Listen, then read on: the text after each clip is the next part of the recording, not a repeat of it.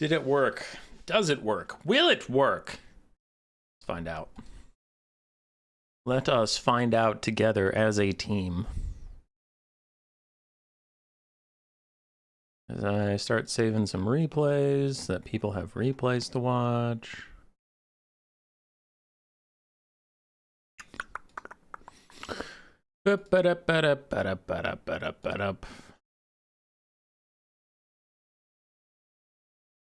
Okay. Nope, one more. Almost missed one. Can't have that. Okay, what up? We're good. Ready to see myself get clowned on every round. Hot fiery potato, that is unnecessary. Okay, let's take a look. Gordon Ramsay and World Ender, bringing some of the OP factions. What? Fish. I can't say the rest of his name. I'm just gonna go with Fish. Fish and Todd. And then we have Unlucky Spotify and Hot Fiery Potato. And then we have the Beekeeper versus I'm going to choke Ice Frog. Sucks to be Ice Frog. Grimbat and Zen Fishy. All right. Hey, gang. How's it going? Doing good? I hope you're doing good. You better be doing good. This weekend, we are hosting one of Big JP's new player conquest tournaments. He hosts them every Saturday. I cast them roughly every other Saturday. Now, this month, I haven't cast one yet. It has been a while. I took one weekend off for mine and my dad's birthday. So I went back home down to Mankato and hung out with my dad for our birthdays. It was lovely. And then the next weekend after that, I had my own new player top 4 special final event. So we haven't cast one of JP's tournaments in a little bit due to some breaks or some other content, but we are back. We'll be casting it this week before the patch and then next week after the patch, which is pretty cool. So yeah, that's fun. This has been take a sip of water. I just got back from the climbing gym, so I had to scarf lunch really quick and hop on. So kind of reorienting myself. How this tournament works is there are 4 Swiss rounds. 4 Swiss rounds that occur. Everybody gets at least 4 games, and then JP makes a top 4 bracket where we will cast semifinals and finals live. But until semifinals and finals are ready, we will just be casting random replays. As per usual, I will prioritize getting everybody on stream at least once. After everybody has been on stream at least once, then I will cast random games that I think the builds look interesting or whatever until that finals. After finals, if we still have replays I'm really itching to cast, I will cast them. Otherwise, we will go raid Tequila Sunset, who's casting the advanced player conquest tournament that JP also hosts every weekend. Right. Cool. That is all I have for you. Up to Grimbat versus Sen Fishy, Skaven Dark Elves.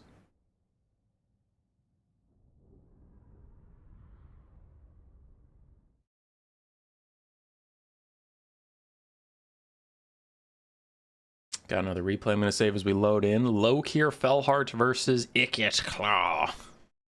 Ikit Claw.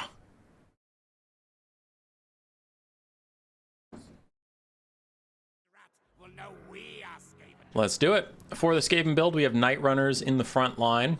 Just a bit of skirmish to harass the Dark Elves on the way in. Then after that, it's a pretty short range melee type build. Doomflayer ROR, 4 Rat Ogres, some Skaven Slave Spears, some Clanrat Spears in the back. We have the Avalanche Mortars, 2 Poison Wind Globes, and Ikit Claw of Cleansing Ruin, and unlimited power. Yes. On the other side, for the Dark Elves, we have a War Hydra. Very good against the Skaven. Incredible regeneration plus a terror-causing monster is very hard for them to nuke down and can absorb a lot of Cleansing Ruins. So Hydras are actually very strong versus Skaven. Maybe not meta, but definitely not trolling to bring a Hydra.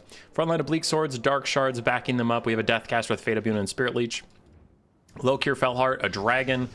Once again, has some regeneration, but it only applies when he is in melee. And then we have some Cold One Knights and Harpies. Now in our new player tournaments, we have a mix of people who don't know what is meta and strong, and we have a mix of people who just play for fun and don't care what is meta is strong. I will give my opinions on what would be stronger for people that are trying to get better, but if you are just having fun and taking whatever you feel like taking, then continue to do that. It does not harm me in any way. But generally, you don't want Lokhir. Big, regenerating only when in melee, duelist lord against the faction that's not going to bring anybody worth dueling is just pretty hard. And dragons in general aren't that good versus Skaven unless they're like a vampire dragon where they can summon zombies to protect themselves and whatnot. Lokhir's just a bit too expensive. Harpies diving into the backline to shut down the avalanche mortars. I have a video coming out about this relatively soon, but I don't like when I see flying units thrown to their death like this before the front line even gets there. They're better to delay and wait for the front line to engage and then jump in, because there's less resources like that. If the Doomflayers and Ikit Claw were busy doing other stuff, they couldn't just immediately jump on your Harpies and push them away. So it is just free damage. I know it sucks that your front line is going to take some shots from the avalanche mortars, but you took the front line to take damage. You didn't take them to win you the game. So the Bleak Swords getting shot with some avalanche mortars isn't a big deal. Harpies and Cold One Knights in the backfield. The Harpies rallying, the Cold One Knights can now turn and take a fight against the Rat Ogres that we are seeing now. A Fate of Buna is out on the Avalanche Mortars. Traditionally, it's not that good versus the Avalanche Mortars because their model count is too low to do significant damage, but after the Harpies already damaged them, it might be able to knock them out. Might. Though you can see it really is not doing that much damage to them. It's going to wear out and they might even stay in the game. In the background, the Cold One Knights fighting the Rat Ogres and Skaven Slave Spears. Not going well for them. Rat Ogres actually kind of destroyed them, which is a little surprising. Night Runners continue to harass Lokhir, but Lokhir is a lot of money and so is the Hydra, so these two have got to get involved. Most of their front line is already dead, and neither Lokhir or the Hydra has done anything just yet. Lokhir's now landing on the globes, trying to shut them down. In comes the first Cleansing Ruin for him. I think that is smart to target him and not the Hydra, because his healing is situational. The Hydra's is guaranteed. Good sideways breath attack, though. I like that. Decent damage on the Poison Globes. If he don't rub your head against the microphone, little cat. Mr. Mukau has come to visit us this day. Balance power is 50-50, though, because the Dark Elves are superior in melee. Their Bleak Swords and their Cold Knights and whatever are better than Rat Ogres and Skaven Slave Spears. So we'll see if the Skaven can hold on. Overall, the Avalanche Mortars have been shut down through Fate of Bunas and the Harpies diving in onto them, and now it's just a slow grind with the Spears. My cat really wants to slam his head against the microphone, which might cause some audio issues. What up, Benjamin? What up, dude? So the Globes are now both trying to throw at the Hydra at point-blank range. It'll do some damage. Not a ton, but it'll do some, so I don't hate it. But you can see Lokhir took a ton of damage, and now he has to go find some Skaven Slaves or something to chase for a long time and get healing. That's just going to be really tough for him. Cleansing Ruin does a lot of damage. A lot. Doomflayer is trying to surround the Hydra and lock it in place. Skaven taking a slight advantage on the balance of power, but I think that is a little early to say. Dark Elves have captured the point, not something I'm used to really paying attention to, as a Brass Orb is going to finish off those Dark Shards.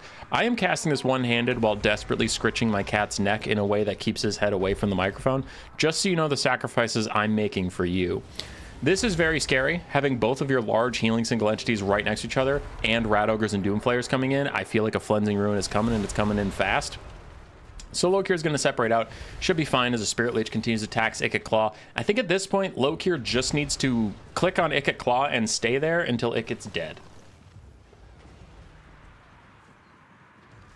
Vic Lang, YouTube, stop promoting your content to me. I apologize for any impact to your gross income. Are you subscribed? I'm actually just asking. I'm not trying to troll you.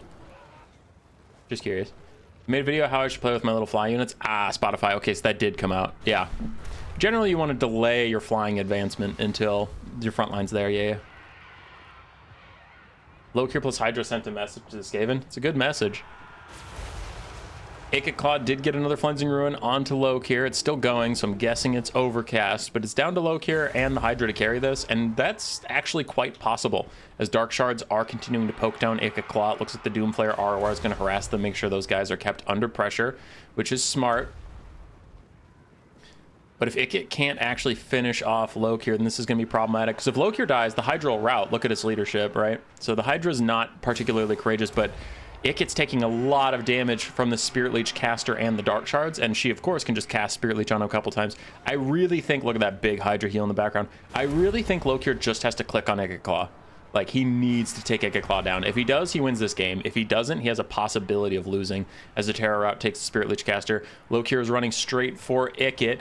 And I mean, if you're worried about Ikit casting Flensing, he's going to cast Flensing on you anyway, so you might as well be taking him down. Lokhir's insane duelist stats have to at least be used. He is going to land on Ikit Claw, and this is probably the end of the Skaven, unless Lokhir misses his charge attack and the follow-up attack, and he hits the third one. Finally, he gets a shot onto Ikit. But Ikit's trying to retreat away, leave Lokhir and all the spears. Lokhir's very low, and his healing is quite slow with the Kraken Lord's Helm or whatever. See, he's regenerating like 12 HP every so often as the Hydra charges in. Bounce power is getting pretty bad. There's another Flensing Ruin down from Ikit Claw. Lokhir was not able to snipe him out. Now the Flensing Ruin should probably end the game. It's going to either kill Lokhir or rout him, and the Hydra is also taking the damage. And when Lokhir abandons it, it'll rout, and that should be enough army losses, enough bounce power for army losses to kick in. All right, I got to catch up with chat in a bit. The Deathcaster paths into the Flensing Rune as well to get a Spirit Leech onto Ikit. It's a very high value Spirit Leech, though Lokhir is now routing and very low. The Hydra's going to rout too, and that is triggering army losses. Dark Elves will lose. Very close first game, as I am under assault by this cat right now, just so everybody knows. Okay, kitty, hi. Hi.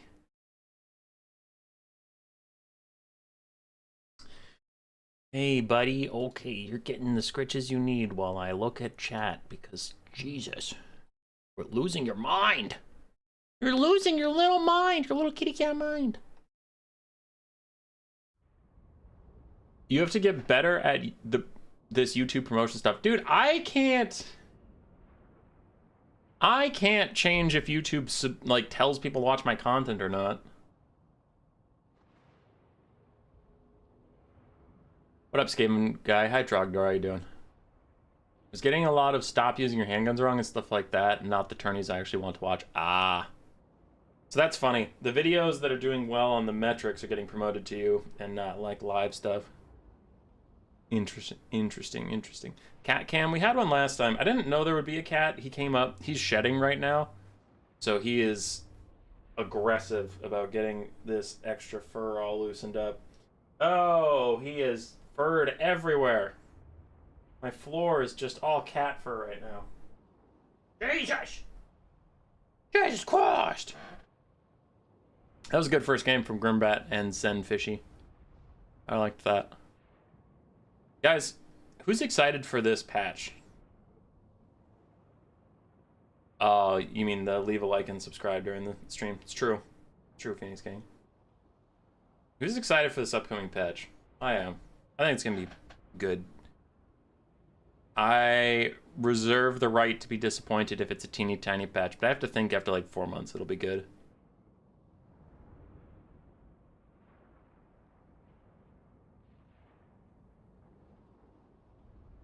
Ugh, cat. So sheddy, and you're so aggressive about the love you need in life. Alright, go on. That's enough. Get out of here. Oh! No! It's all over! That is insane. Ah! I can only imagine what a Maine Coon cat is like this time of year. Those cats with like the really long fur. Okay. Alright, I kicked the cat out. I got all the fur off me. I'm good. Brush him many times a day might leave you alone. Yeah, I brush him twice a week, but it's clearly not enough. But let's focus up. 2,800 value for Ikit Claw. Night Runners, Clan Rats did fine. Globes did okay. Avalanche Mortars got shut down. And Rat Ogres did their jobs. Doomflayers did well. Sen Fishy, yeah, Lokhir not getting a lot of value, unfortunately. That's pretty typical for him. Bleak Swords and Dark Shards, mixed value among those. Cold Knights did okay, Harpies did okay, and the Hydra did all right. It's Boy Human, one of the streamers of all time. You are accurate. Yeah, accurate. While this one loads up, I'll get caught up on chat. Wax the cat. That would be mean. You ever think about the fact that Shadows of Change being bad helped your sub count grow back then? Did it? I'm trying to remember. I mean, I know it was bad, but I'm trying to remember. I don't know if it helped my sub count or not. I remember A lot of the DLCs being bad and people giving up on the game was not great for me in the long run. Marlo, you're happy about the Kislev changes? What Kislev changes have they made public? What did they say?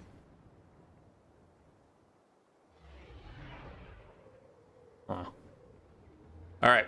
For the Demons of Chaos build, we have Herald of Tzeentch Metal with Final Transmutation as his only spell. Khorne's Bloody Fist, Bloodthirster ROR, Bloodletter frontline, Sour Guts and Pink Horror backline, 1 Nurgling, 2 Seekers of Slaanesh, and 2 Screamers of Tzeentch.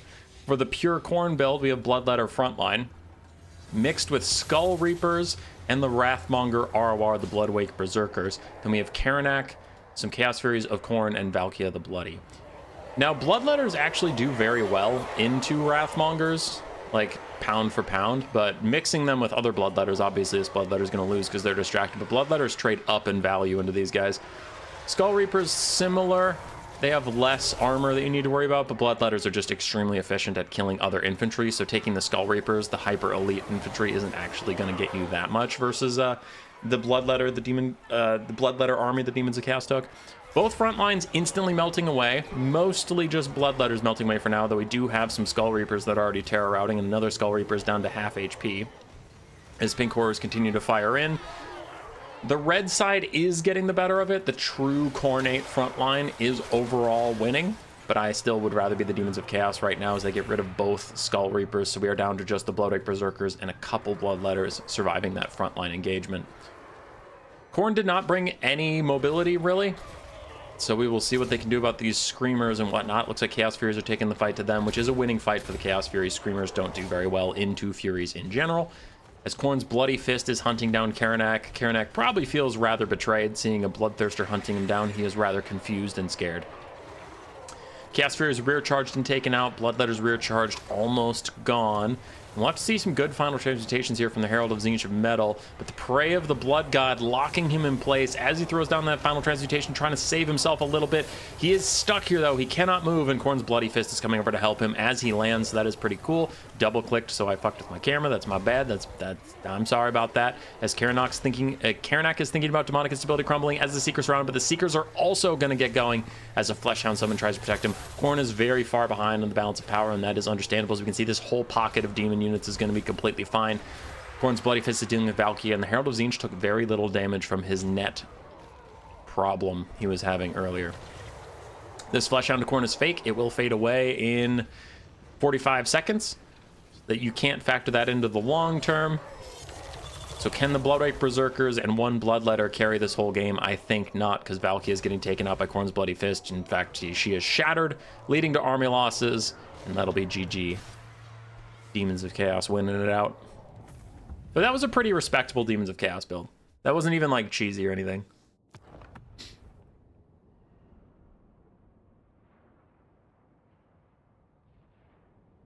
I think there were some Kislev campaign changes. Babushka can go back to Kislev, and they reworked Kislev politics. Yeah, but how much of that like have they said? Do we know the details yet? I'm curious. Seekers did very well. Pink Horrors did very well. Khorne's Bloody Fist did fine. Bloodletters did fine for Gordon Ramsay. For World Ender, Karanak and Valkia didn't get too much value. Bloodletters did okay. Skull Reapers got wrecked. Wrathmongers did okay. Furies did okay. Kilo cast a triple Tyrannok versus Demons Chaos game yesterday. Did you want to guess how they did? Poorly. I'm guessing very poorly. Spending 1,100 just to beat 800 gold units. Skull Reapers are pretty underwhelming.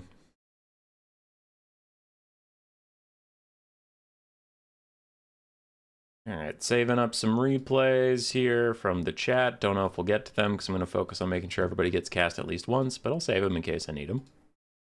Sure. Let's continue on. Fish versus Todd. Yo, Tealis, how you doing? How you doing? Beastmen and Vampire Coast, and I see triple depth guard. Interesting. As we start out spinning, apparently. For the Beastmen army, they deployed in the Mass Vanguard. Ungor herds, Gore herds, Ungor spearmen herds, a bunch of Ungor raiders, 5 Ungor raiders, 2 Tuskor chariots, 2 Minotaurs of Great Opens, 3 Razor Gore herds, and Malagor Dark Omen. With Mantle of Gorok and Enfeebling Foe, no Flock of Doom from him is a little interesting. You know, except for the Vampire Coast, we have Zombie Power Deck Hands mobs, some with polearms, some without, a couple pistol mobs, a couple bomber mobs. We have the Shade Wraith Gunners, Count Noctilus, triple Depth Guard, 2 of which have polearms, 1 of which is the Bloody Reaver Depth Guard, and then Lamper's Revenge. Noctilus for spells brought his Bound Summon, Invocation to Heck, and then Wraith Storm, but only 1 real spell in its Invocation to Heck. Interesting. 1 Tuskor Chariot already taken out by the Shade Wraith Gunners alone before they even got into melee combat. Meanwhile, archers are getting some free shots in onto various zombies and pistol mobs. Already an Invocation Hack on the pistol mob. Normally, I would criticize using that spell on such a cheap, crappy unit, but when it's the only spell he brought, then he's not going to have Winds of Magic issues. He needs to cast it as quickly as possible, so I do like that cast, actually. I don't like just taking Invocation Hack, but if you're going to, I like how he used it. I still think you need to bring a Summoner, Melkoths, or something if you're bothering to bring a caster. Shade Wraith Gunner shooting at Malagor, that is a big mistake. You just cannot kill Malagor with projectiles. You just can't do it. So you might as well use your ammunition on things you actually can hit. Because you can see how little damage this is doing, and they're running out of time to do this. Beastmen are closing in from every direction. Have fun. Sorry, Grace, I had to talk to me for a second. The right flank, the Beastmen are collapsing. Zombies holding them back. Depth Guard also running up to help out a little bit, but Razor Guards are starting to penetrate the back line. And here we have a big fight, though. We have 2 Minotaurs on top of the Bloody Reaver Deck Guard, and fighting Lamper's Revenge could be a huge win for the Vampire Coast, and a nice Overcast Invocation Heck just to make all these guys last a little bit longer, make this more annoying to deal with. Shade Wraith Gunners get dove on by Malagor, but they might be okay. Malagor is a pretty bad melee combatant. Lamper's Revenge just trying to hang on as Blood Reaver Deck Guard are crushing through the Minotaurs, both of them already missing about a third of their HP. You still have 4 online Ungor Raiders. These guys are moving up, getting slow poke down. The Vampire Coast running out of cheap frontline. Their expensive frontline's doing fine. We still have Depth Guard over there. Where's the last Depth Guard? Oh, it's in the back line of the Beastmen. Okay, it's got to swoop over and get all these Ungor Raiders. It can't keep chasing around chariots like that. Bloody Reaver Deck Guard doing okay. Wraith Storm going to hit the Ungor Raiders. They are relatively closely packed, but I don't think it's going to do that much damage. Yeah, it was fine. Not crazy. Lamper's Revenge still very low, still trying to regenerate through everything. Slowly but surely, and the Minotaurs are just pulling away from the Bloody Reaver Deck Guard, Depth Guard, Pole Arms, ROR. It's a normal, easy thing to say that I can just say super easily. While the Shade Wraith Gunners are stuck here, they are applying Frostbite to these Tuskor Chariots, so they're slowing them down a little bit. I guess that helps out the Deck Guard, Depth Guard, Depth Guard. I don't think the Bloody Reaver Depth Guard, Depth Guard, ROR, Deck Guard, Polearms Deck Guard is a great name because it gets me all flustered and twisted around, and I don't like it. Meanwhile, Minotaurs are charging into these pistol mobs. Say goodbye to those pistol mobs as they get run over by the Mino bus. Other Minotaurs jumping in on the deck. The Axe Vampire guys with the armor jumps in onto them. So now I'm all twisted. Normally I know it's just Depth Guard, but when I have the Bloody Reavers, Van Hels, Dan's Macabres, Deck Guard, Depth things in the game, I get twisted and it makes me mad. I hate them. Lamper's Revenge very close to dying, down to 8 models out of 12, but very low on HP, so they'll probably start to lose models soon. There goes Invocation Heck to save them right when they needed it as they hold back the Beastmen Tides. Ooh, these Depth Guard got kited out, definitely overextended and ended up in bad situations. Those are Silver Chevron too, so they are not cheap. They're getting knocked out by the Ungor Raiders. That's pretty bad. I'm getting very scared for the Vampire Coast. Somehow the balance power is 50-50. I would way rather be the Beastmen right now. I'm guessing it's because Noctilus is full HP and he is pretty expensive. Also don't know why we're taking the Smoke and Mirrors passive. That one's pretty bad in general, but especially if you only have 1 spell, you're not going to be able to spam it out, so probably cut that. Probably cut that. Lampreys get Enfeebling Foe yet again, as these Razor Gore herds are trying to churn through him. I do actually like that. I get what he's going for. He didn't take Flock of Doom, which is a great spell right now, but Enfeebling Foe helps Razor Gore herds get through the crabs with really low melee stats for the Razor Gore herds, so it's something. As Minotaurs and Tuskor Chariots finish off this Depth Guard on the high ground, they will loop over here and get back to the rest of the Vampire Coast soon. Blood Reaver Deck these guys. Getting some more healing, trying to hang on. Lamprey's Revenge look like they might be in permanent crumbling territory. They've nearly heal capped and their leadership is still pretty low, so they might just be stuck crumbling for the rest of the game. And soon you're getting into that classic scenario of Noctilus versus the world. I literally had an entire graphic made for this situation because of how common it is. I'm just going to pull it up to prove that I'm not lying, while you see Noctilus grind through some stuff. But yeah, this has been common since Warhammer 2. Let's see. Stream stuff. Art I had done. Where are you? There he is. Oh, it's so big. Ah, crazy. That's a planet. And who's holding the planet? Don't worry, all you're missing is Noctilus just grinding through infinite Ungor herds. Fine. Oh, hey! It's Noctilus! Doing his best impression of Atlas. Alright, Noctilus, can you carry this whole game? Let's find out. Dun, dun, dun, dun, dun. Noctilus grinding away. Grinding away! This is where I would really like for him to have Melkoth Mystifying Miasma. Just cast it every so often on the Ungor Raiders and stuff. Because Malagor can't fight him in melee. He would lose badly. Noctilus just has to clear out a lot of stuff, but there is a lot of stuff. He could do it. Given infinite time, he could definitely kill all these things. I just don't know if he's going to be able to. Because Minotaurs are backing off, everybody's backing off. Look at him go.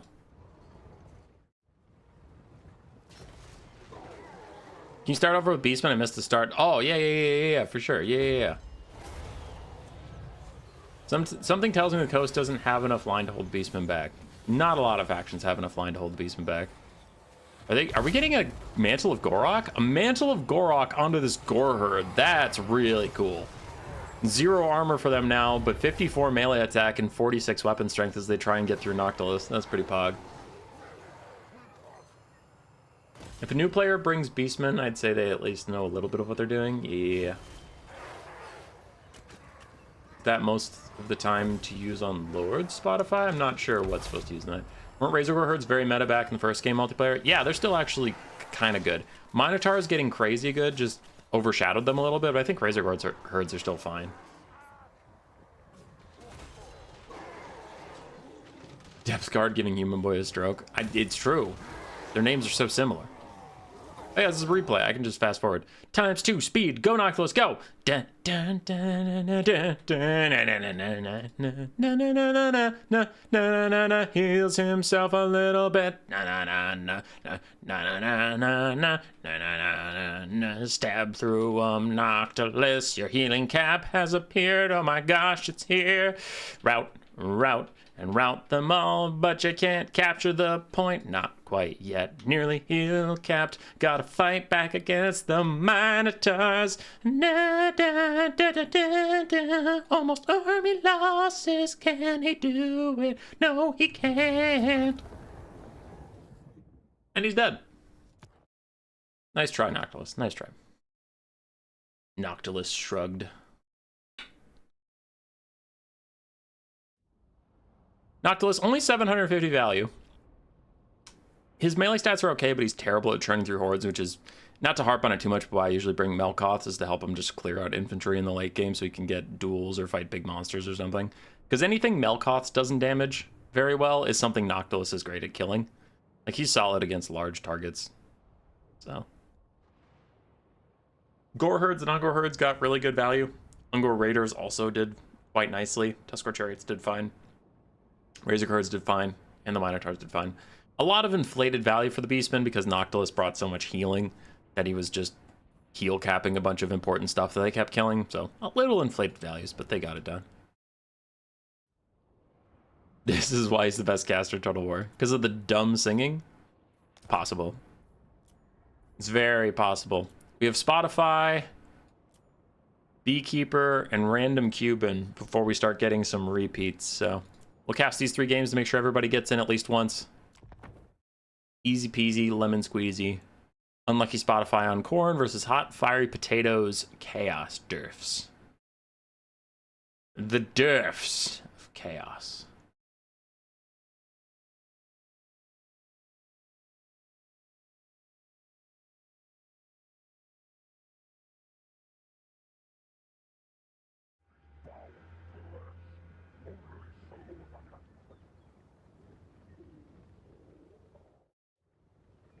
Okay.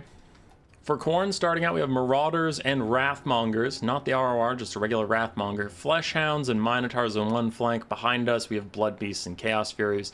Then we have Scarbrand with just his AoE Rampage. Aside for the Chaos Dwarves, Orc Laborer frontline, Infernal Ironsworn secondary, triple Chaos Dwarf blunderbusses in the backline, 2 Bull Centaur Rangers Grey Weapons, and then a Sorcerer Prophet of Metal with Final Transmutation, Searing Doom, and his Chalice of Blood and Darkness. Oh, yeah. Okay. He was in the chat earlier and he said he brought a useless ability. I see now. The Chalice of Blood and Darkness is useless versus Khorne because they can't cast spells to trigger it. Just can't happen. See Infernal Ironsworn move up. Get ready to see an entire Marauder unit die as blunderbusses shoot the Chaos Furies. Gonna get them to crumble very soon. And your Marauder unit is pretty much dead.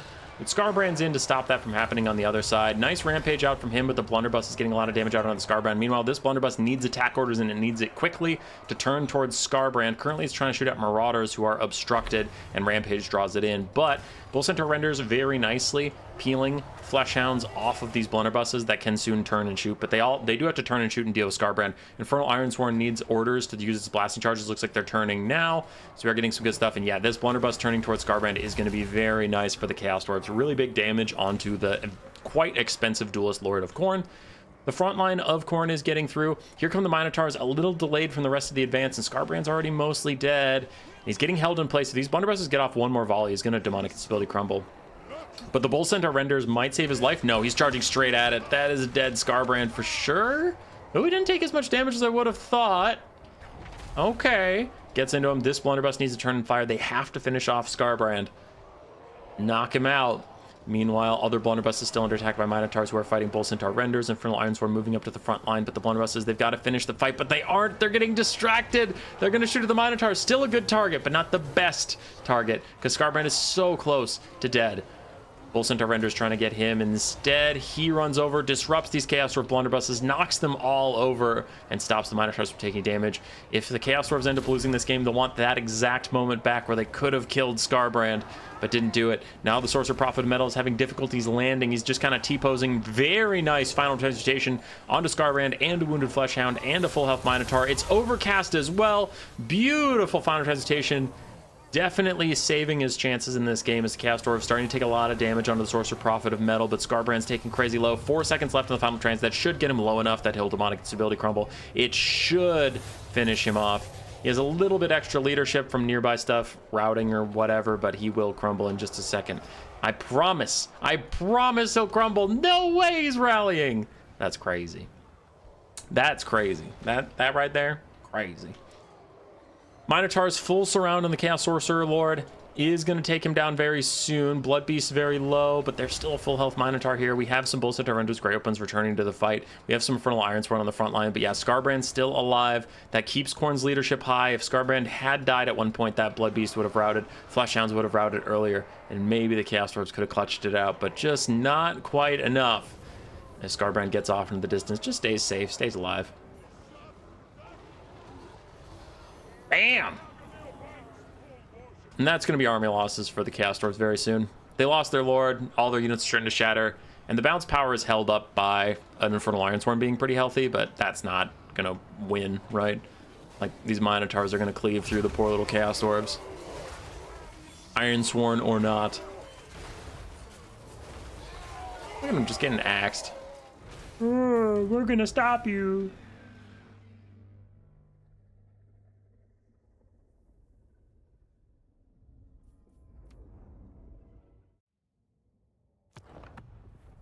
To be fair, I'd expect a named demonic monster not to just die in 1/3 HP. Okay, that wasn't 1/3 HP. He had 500 left out of, like, almost 10,000. I thought the shock leadership would get him. Now, do I think Scarbrand can never survive on 500 leadership? Yes, that's fine. Where I went wrong was I thought how much burst damage he took this quick into the game. I thought he would have that debuff, and he would Demonic Instability Crumble, because usually if you don't take a lot of damage quickly, you have less of a leadership debuff. But yeah, Minotaur's very good value overall, especially that one. For a Hot Fiery Potato, It was very close to a win. There were two different moments. One unlucky that maybe had gone his way. Maybe the final trans finishes off Scarbrand and he can win from there maybe. The other one's just a bit of a whoopsie with the Chaos Dwarf Blunderbuss targeting target priority. But overall, pretty neat build. Very close to a win. GG's, lads. GG's. Next up, Beekeeper versus I'm going to choke Ice Frog. I don't know if I've seen either of these players. Ever. Today, definitely not, but I don't recognize their names. Maybe Beekeeper. I've seen Beekeeper post in Discords. I just don't remember if I've cast any of his games. Our first Slaanesh of the day, our first Kislev of the day.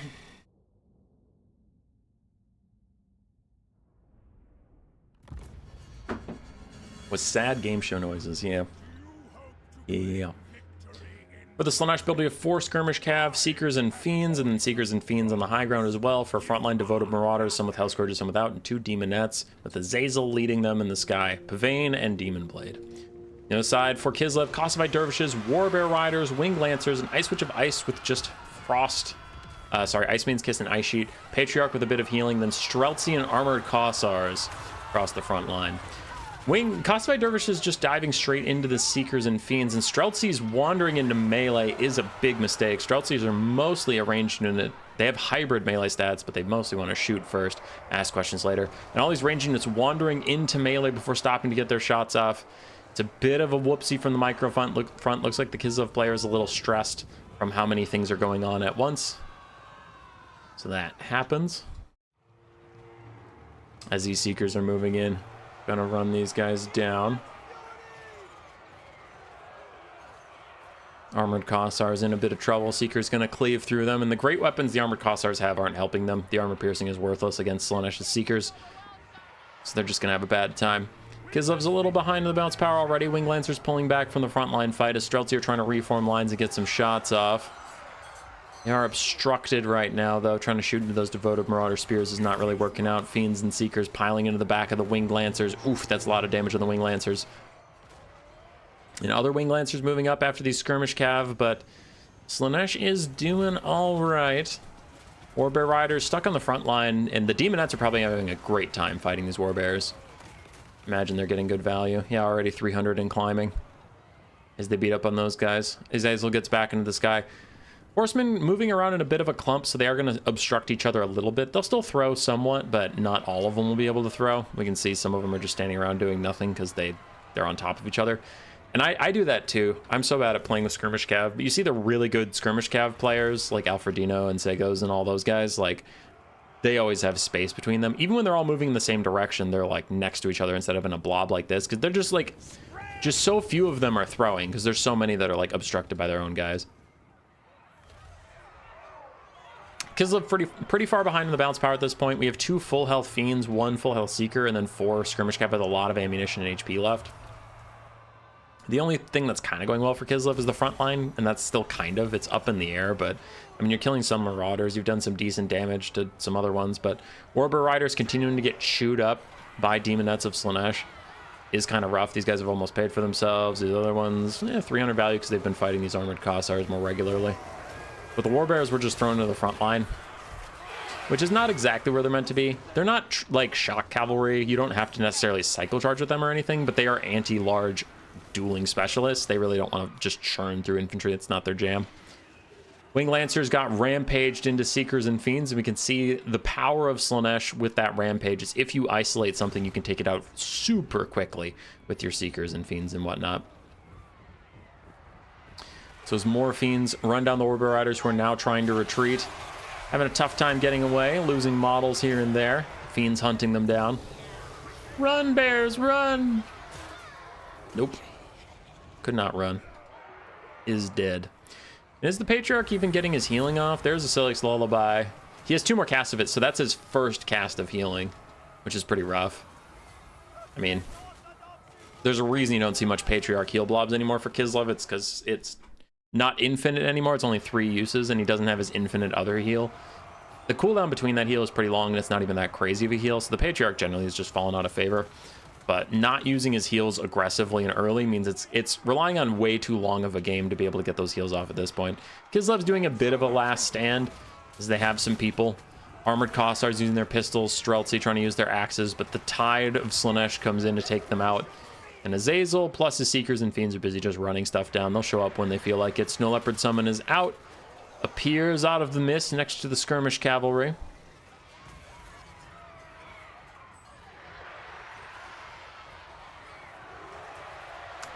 This looks to be it. I wouldn't be surprised if we see army losses pop. So you're going to see Buyer Blood go on the Ice Witch and the Patriarch very soon. And then as soon as that wears off, it'll be over. Pretty good game by Slaanesh. Good job taking apart Kislev. Oh, okay. I guess I don't get to see the values. And this should be the last game of making sure we get everybody at least once. We have Random Cuban versus Name Not Displayed. Greenskins and Demons of Chaos. First Greenskin game. Greenskins! As for the actual tournament, if you care, they're out of the 4 Swiss rounds. Everybody is at least in round 3. There are some people already in round 4, the final round.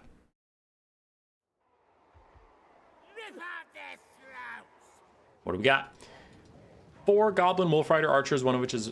Yeah, one is Morgan's Vintage Marauders, and then we have the Death Creepers. Spider Rider, Skirmish Cav, ROR. So a bunch of Skirmish Cav. Greenskin Skirmish Cav has not been in favor since Warhammer 2, where they used to be really strong and taken in every game. Now their DPS is just quite low, so I'm curious how they do. But I get it versus Demons. Like, Demons are pretty weak to arrows in general, so if you can keep your archers mobile, maybe you can stay safe. I get it. I'm just curious if it's going to be worth it. Some Orc Boy Biggins aside from that. Goblins and Orc Boys, all with spears for the... Well, there's one sword Goblin. There's one sword Orc Boy, I guess. A couple here. But more spears will keep them tankier for longer. More Orc Boy Biggins, including Broken Tusk Mob. And you have a Goblin Great Shaman on a Spider with Vindictive Glare, Don't Even Try It, and Gork'll Fix It. 2 of those are spells. Don't Even Try It is bound. For the demons, we have Seekers, Plague Bearers, Plague Drones, more Seekers, Chaos Furies of Khorne, a Herald of Nurgle of Death. And then we do have Nurglings, including the Frolickers, Bubonic, and whatnot. So I think besides Tzeentch, everyone is here in some capacity. So a true Demons of Chaos army. It's interesting relying on a Nurgle frontline. You usually don't even see any Nurgle units in Demons of Chaos rosters at all anymore, because Nurgle units aren't feeling the best at the moment. Doom and Darkness down on the Broken Tusk Mob, Boar Boy Biggins, as Seekers charge downhill. That is a pretty good combo. They're now in a 3v1 that they're losing, and that is a lot of leadership debuffs to be taking all at the same time. Will they rout? 13 leadership left. Looks like they're going to hold for now as the Hellforged Host, Exalted Bloodletter ROR is going to rear charge them. That should break these guys. Yeah, there they go. And they'll get run down by the Demons of Chaos. In the background for the Demons of Chaos, we still have some Seekers that have to get activated. They have to get moving. But Plague Bearers are finally getting to shine. This is a great situation for Plague Bearers. Plague Bearers are generally a bad unit. I generally think Plague Bearers are bad. But if you engage them in melee with other infantry units, Plague Bearers are amazing. The reason I think they're bad is because I think they're too expensive, too slow, too weak to archers, and too weak to cavalry. But against other infantry, Plague Bearers are actually nuts. So they will slap the crap out of these Orc Boys forever. They are very, very tanky, giant HP pool, physical resistance, high melee defense. And you can see that the Plague Bearers have just been holding. Like, these guys were engaged in melee for quite a while. 17 kills against Orc Boys is not a lot of value, but they just don't take that much damage. They're fine. Demons have committed pretty heavily to this right flank where they are just surging up the lines. Now we have Seekers, Plague Drones, and the Hellforged Host trying to churn through Orc Boar Boy Biggins. Something is getting cast here. Looks like an overcast Doom and Darkness. So really the Herald of Nurgle is going hard on just trying to leadership debuff these guys and get them routing so that the Seekers can chase them down. I like the strategy overall the Demons of Chaos are taking. Solid front line and then commit all of your flank forces to one flank and really focus on winning a flank rather than spreading out. I like that. I don't love how much he is blobbing. I think that's punishing him pretty badly, but I like his ideas. Because you can see, the reason I hate blobbing is like this. Look how many Seekers and Plague Bearers are not fighting because there's other people in their way. That's why blobbing is bad. Even if the Greenskins don't have anything that punishes blobs damage-wise, like there's no Pit of Shades or something, blobbing is still generally bad because your units are just inefficient with their time. Seekers out hunting down the Goblin Wolf Rider archers, killing them off. Greenskins still in this game balance power-wise, a little disfavored, but they're in it. Actual game state, I'm very concerned, but I think the best shot is here. The Goblin Great Shaman is charging in. He's trying to get involved in the blob fight. I really want him to just cast, don't even try it, and then cast Vindictive Glare over and over again on the Herald of Nurgle. Kill him off. Maybe even charge him with your Lord, but Demons of Chaos are incredibly weak to getting Lord sniped. Once you get that leadership down, all their demonic units just start to crumble away, and the battlefield gets really simplified really quickly. As you can see, Nurglings and even the Frolickers Bonnet getting close to dying off. Orc Boys grinding away with Plague Bearers. That is not a fight they will win, but they are trying to. Meanwhile, Orc Boy with spears backing up their Orc Boy Biggins. That is a lot of anti-large in this area, and it looks to be doing well as he gets rid of the Plague drones. Seekers of Slaanesh charge uphill into the Orc Boy Biggins, but again, their leadership is going to fail them first, so they will die off before actually fighting to the end. And that would be so much easier to do if we can just kill that Herald of Nurgle. But he's now buried in your friendly units, so I don't think you want to cast a Vindictive Glare at him and just do mostly friendly fire damage and not much else. This Seeker is a little lost and alone. Skirmish Cav shooting at it from all sides. Now it's getting charged by Orc Boar Biggins and a Giant Spider, and there are infantry kind of pressuring it if it stays in place for too long. So it's trying to get away, but there's really nowhere to go. The Skirmish Cav, the Greenskins should take it out, and just like that, the bounce power and my opinion of what's going on, the Demons are in some serious trouble. They weren't able to fully utilize their superior units as a good Vindictive Glare. Really good angle for it. Yeah, it goes up the line of the Hellforged Host. Very nice stuff. But a really good Doom and Darkness. Overcast from the Herald of Nurgle onto the Orc Boys might get them to rout. The Demons do hold the central point, and we still have a lot of Plague Bears. It is a real scenario where if the Demons can rally around the flag, and you have 3 Plague Bearers with the Herald of Nurgle, does he still have AoE healing? He has 2 AoE healings left. Yeah, okay. You can do this. We just need to rally up as these Plague Bears. They're honestly probably too slow and too far away to rally up, so maybe they just hold where they are. And if the Greenskins ignore them, they can come over here, but whatever, it is what it is. Herald of Nurgle has to find his way into some bodies. He needs some friends as the Greenskins are closing in on him. He's just so slow. He's getting poisoned, and he has to throw down a Locus of Fecundity. He does get in range of the Hellforged Host, which is the big one that needed the help. There goes another little Vindictive Glare on him. Spirit Leech out on the Goblin Great Shaman. The Great Shaman comes running through all these units, dives onto the back of these Bloodletters, but the Bloodletters slapping through Orc Boy spears. Pretty easy to get rid of those guys. And now the Greenskins, a lot of their bounce power is this Goblin Great Shaman, which he cannot stay in melee for very long. He needs to back out. As you can see, he's taking a lot of damage. So actually, this is up in the air. I don't know if I could pick a favorite right now if played correctly. Now the Demons, you can't get spread out. Back up, back up, back up. Get back to the point. Don't go wandering around. You're too slow. You're far, far too slow for the Plague Bears to ever catch Morgan Mage Marauders, to ever catch these Orc Boys. Just rally up as the Goblin is starting to cycle charge into the Hellforged Host. But something just happened. A Fecundity, the army ability Fecundity, healing up these guys right when they needed it, and another Spirit Leech. That's great. Get your Plague Bearers in between the Spider and the Hellforged Host. They can't get cycle charge anymore, but continue to fall back. Rally these Plague Bearers, get it together, hold your ground, because they're running out of arrows. So soon they're going to have to come fight you in melee. You just have to accept you're going to take that damage. This Plague Bearer is getting way out of position. I want it to slowly path towards the point, not wander off into whatever it's doing, because now you can see they're just ignoring it. It's too slow to even catch these Orc Boys, so that Plague Bear is unfortunately going to be useless for the rest of the game, as the Herald of Nurgle tries to get the Goblin Great Shaman, who was trying to cycle charge to the Hellforged Host, gets a couple collision attacks, but he's going to take a couple hundred HP in response. Pretty good trade for both sides. Both sides pretty happy with that, honestly. Hellforged Host got some damage onto the enemy Lord. Enemy Lord got damage on the Hellforged Host. It's fine. And we still have one big AoE heal, Locus of Fecundity, to come in. Looks like there it is. Yes, so he is trying to heal up all these guys. Stay in. Another Spirit Leech down on the Goblin Great Shaman, who's getting attrition. There's no healing for him whatsoever, and the point is still ticking up for the Demons of Chaos.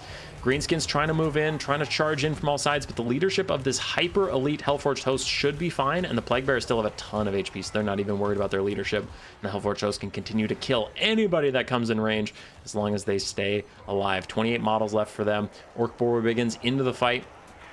And the big Spider's coming back, throws down a Vindictive Glare, does a little bit of friendly fire to its own Orc Boar Boys.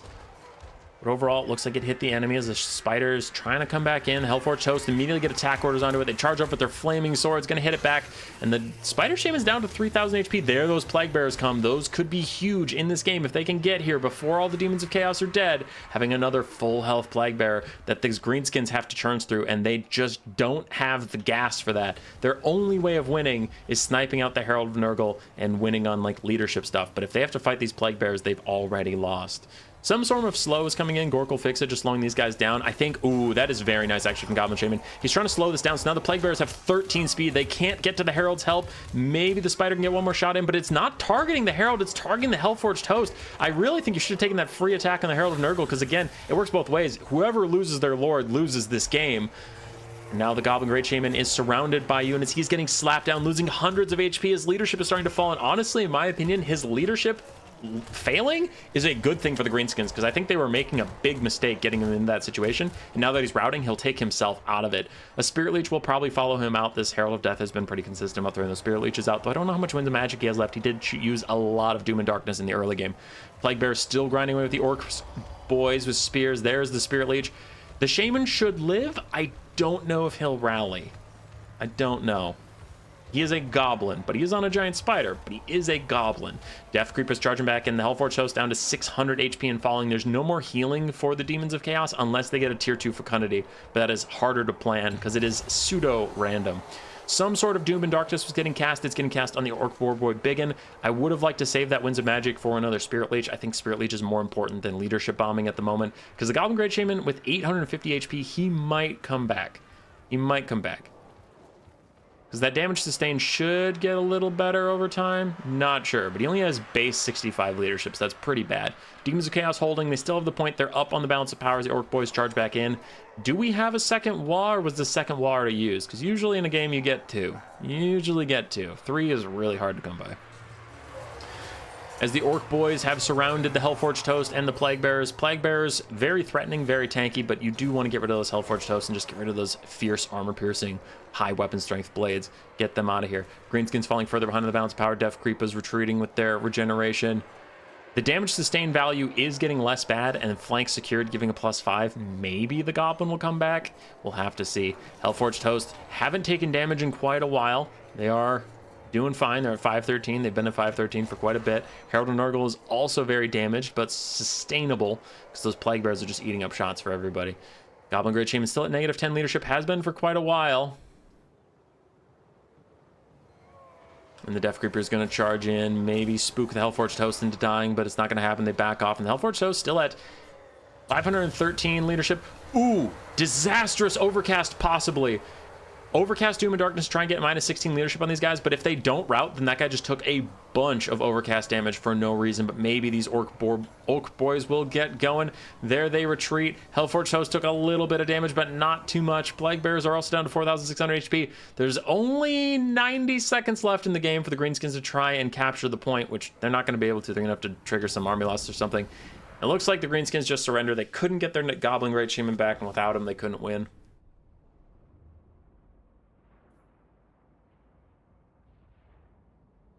Hi, Mr. Hominoid, young male of affirmation. Olaf, that was good. That was well thought out. I like it.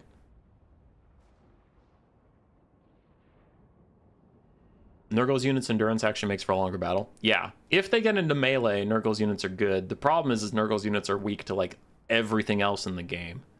And it's not even just, oh, they're okay. They're flat out weak. They're weak to cavalry cycle charging. They're weak to chariots. They're weak to archers. They're weak to artillery. They're slow, so they can't even pick the fights they want. Like, things like that. But if you get them in just a knockdown, drag-out fight, yeah, they do fine. Nurglings got wrecked. Plague Bearers did very well. Not as much value-wise, but they're just constant presence, and the walls they made for the Herald of Nurgle to hide in was great. Hellforged Host did fantastically. Seekers did well overall. Furies got wrecked. Plague Drones did not do very well. Oh, Chatty noticed me? Yeah. That game was pretty intense, so I didn't look at chat for a while. Also, both sides went very tanky. Orc Boys and Orc Spear Boys versus Plague Bears and Nurglings is like, oh, no one's dealing damage. There. We have cast everybody in the tournament once. I have no obligations to anybody. I can now cast whatever I feel like, as most people are in the final round. I haven't checked for replays in a bit.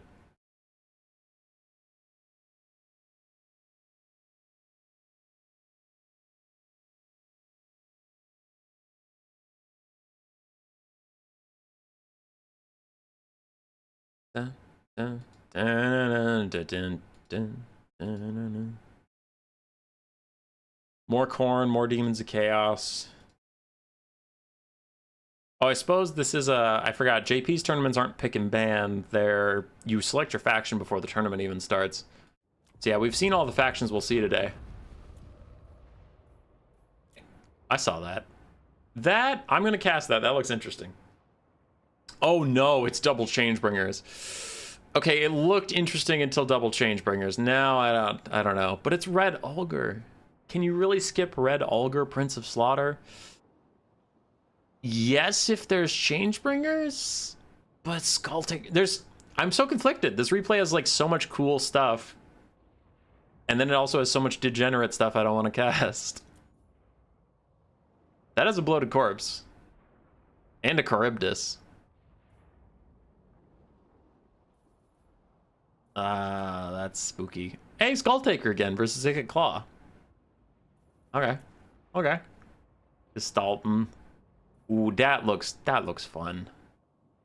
That does look fun. Okay, there's some good ones in here. There's some good ones mixed in here. Who is taking... Unlucky Spotify is just taking Skulltaker all day. All day. Whatever. Let's do this one.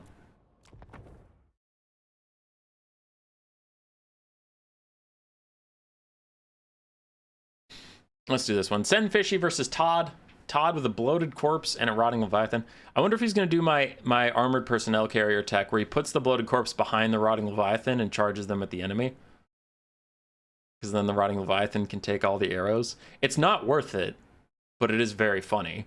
I mean, Bloated Corpses still suck, but... No, his Bloated Corpse is just hiding in some trees. Got it. All right, for the Dark Elves, we have Cold One Knights, double Reaper Bolt Thrower, triple Dark Shards. We have a Charybdis, and then a front line of Dread Spears. We have some more Cold One Knights and Dark Rider Peter Crossbows with the Crows of Cain. And the caster is a caster of Beasts with just Flock of Doom. The other side, for the Vampire Coast, double Mortar, Rotting Leviathan, Sirens, Bloody Reaver, Deck Guard, Depth Guard, Regiment of Renown, and then 4 Bombers and 5 Zombie front lines. 3 are polearms, 2 are regulars. For the caster, we have Noctilus with Wind of Death, my boy, in Invocation Neck. Cool. Vampire Coast a little clumped up, so those Flock of Dooms are going to hit a lot of units, plus the Spread Shot Bolt Throwers will actually hit multiple units, as well as the Bloated Corpse is running in. It gets an Invocation. Heck, he really doesn't want it to die, but it's not going to catch him. Yes, it is! Yes, it is! Ah, it blows up, and it does no damage. All right, Bloated Corpse, you suck. I hate you. I appreciate the sheer cojones, the massive, pendulous balls. Yeah, I was trying to think of another euphemism. Whatever. The balls, the Vampire Coast player, to bring that unit. Bloated Corpses still suck. They're terrible. How much is a Witch Elf? I believe it's 750, right? Grimbat just requested a replay to be cast. I don't know. Are they in this chat? Can you read this? Please do this game versus Beastmen replay. I lost, but you might recognize the build and how degenerate it is. Okay, maybe. Bombers absolutely wrecking the front line of the Bleak Swords and Dread Spears. That's pretty funny. And a Wind of Death goes down through 2 Dark Shards, so actually things going pretty darn well for the Vampire Coast right now as they move outwards, just constantly pushing the Dark Elves back. But we'll see what they can do, because in the back line, Crows of Cain are jumping onto Sirens. Ooh. Okay, Crows of Cain don't have magic damage, so that is going to be rather difficult. Charybdis is near to Noctilus. Noctilus goes Charybdis hunting. And it does look like the type of thing he would fight. It's kind of fishy in a way. So Noctilus living his best life. While the Dark Elf Cavalry gets involved, it's going to shut down some of the backline access. Bombers already getting ground down. These other bomber mobs not sure what to throw at since most of the Dark Elf infantry is dead. If it could get this 2-for-1, oh, that is nasty. I really want to see the bombers just hit that. That would be so satisfying to see the HP bars dwindle away, but doesn't look like it's going to be the case. Invocation Heck onto the Sirens so they can beat the Crows of Cain. Mortar still firing at the Dark Shards. And the Dark Elves in a pretty bad way. Reaper Bolt Throwers in the background, almost dead, I guess, from fighting mortars this whole time.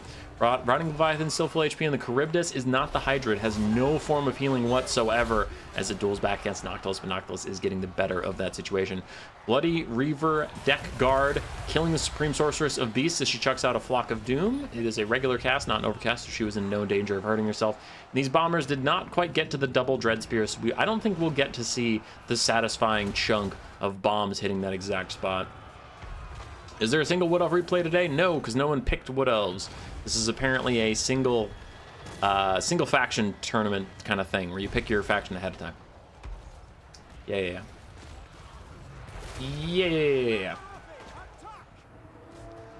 Rotting Leviathan getting into those Bleak Swords, sending them just flying them around. Slamming them around, flying them around. I don't know. I'm a word jumble today. I'm full of word salad. I apologize. As the mortars continue to fire over here at the Dark Rider Pure Crossbows, that could be problematic, is just how to deal with the cavalry. You're ahead on the balance of power for now, but if the late game shows up and you just have Dark Rider Pure Crossbows doing whatever they want, and this Reaper Bolt Thrower doing whatever they want, they can just kite you out. Though I suppose they're running low on ammunition. They've apparently been firing this whole game. Getting through some of the zombies. Charybdis still fighting with random deckhands mobs. Charybdis is not good at clearing out infantry, as we can see, and Noctilus is back to poking it in the sides. Something is happening over here. It is a Wraith Storm, which might friendly fire the Depth Guard. Oh, no. Okay, it was fine. It was fine. Took out the Cold One Cav. Beautiful. Great job. No complaints. I was a little scared for a second, but it turned out fine. Dark Elves dangerously far behind on the balance of power, and I actually think that balance of power is a little over-eager. It's going to army loss them soon when I don't think that they need to be army lost just yet. They could rally. I think they're down. Don't get me wrong. I'm not trying to be like, oh, they're winning. But, like, they have some teeth left. We have 6 out of 8 bolt throwers with a lot of ammunition. I think the bolt throwers need better targets, though. They're still shooting at this almost dead bomber mob. You don't need to do that. It's going to crumble away on its own. Nice Flock of Doom in onto those. Those are great. So get your, get the bolt throwers to shoot the Rotting Leviathan. That's great. That's great. This zombie mob isn't real. So it's going to fade away. And the bounce power is getting better for the... No, don't go into melee with your repeater crossbows. No, get out of there. Retreat. No. Leave. Leave, brother. Nice rear charge from the Cold One Knights. Take out a lot of Sirens. But these Dark Rider Pure Crossbows cannot be stuck in this situation. They need to leave, please. They're so important to you winning this game. You can't just throw them away like this. No. Invocation of the Heck gonna heal up the Sirens, so it's gonna help take out the Dark Rider Pure Crossbows even better. Why is this happening to me? Meanwhile, the mortar is getting killed by some of the skirmish cav and the Charybdis and the Crows of Canes. That's another good amount of bounds of power, but oh no, it is nasty. That is a Wind of Death down four Dread Spears, all getting poked by the Wind of Death. Oh, they're starting to shatter. Oh, they're starting to run with the Sirens coming in. Terror is also on the field. There comes a Flock of Doom, but it may not be enough to save the Dark Elves as the Rotting Leviathan found his home in the Reaper Bolt Throwers. I know the Dark Elves are going to lose. I got it. I want to see Charybdis versus Crab. Is that so much? Is that so much to ask? As the Sirens and Noctilus are taking over the center, I don't think there's any way for Dark Elves to kill all this stuff. Maybe I'm wrong. Possibly. I'm not, but maybe I am. But I want to see Charybdis versus Crab. Give us Charybdis versus Crab. Come on, chat. It's definitely not a replay. Like, we can influence the players. They can hear us right now.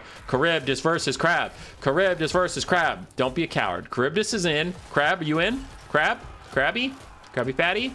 Don't pull back to your infantry and Lord support. Don't do the smart thing. You fight that Charybdis as the Charybdis is coming in. Take a bite out of crime. No, the Rotting Leviathan got back to its allies, but there's not that many allies to get back to as the Sirens and these deckhands mobs are dying off. It's just Noctilus and the Leviathan. He's going to heal the Leviathan. He's trying to just win on army losses as the bolt thrower is trying to shoot in. It's trying to shoot Noctilus. Don't do that. Shoot the giant crab. Shoot the giant crab, please. As we have a bunch of dark shards, that's a lot of armor-piercing missiles that are safe and sound, capable of shooting in. The Dark Elves actually might have this if they don't get army losses. The Charybdis still tries to get in. It's getting blocked out by the Crows of Cain, but now it is in here. It gets a little snap, a little peck, a little kiss to the Rotting Leviathan. Something is happening here. It is a Wraith Storm, but what is it targeting? It's targeting the Dark Rider Peter Crossbows with no ammunition. Damn, does a lot of damage, but I wonder if there might have been a better target for that. Tear them off, leaves the Charybdis all alone versus Noctilus and the Rotting Leviathan. A 2v1 is not fair, but it's still doing its best. Take down this Rotting Leviathan. Nearby allies routing might get rid of the Dark Shards, possibly, potentially. Nope, they hang strong. Don't shoot Noctilus, shoot the giant crab! Shoot the giant crab! It's huge and you can't miss. Don't shoot at the tiny little infantry, man. Shoot the giant freaking crab! Bounce power turns against the Dark Elves. They could do this if they just shoot the giant crab. Please shoot the giant crab. No, army losses takes them out. It was too soon, man. They could do it.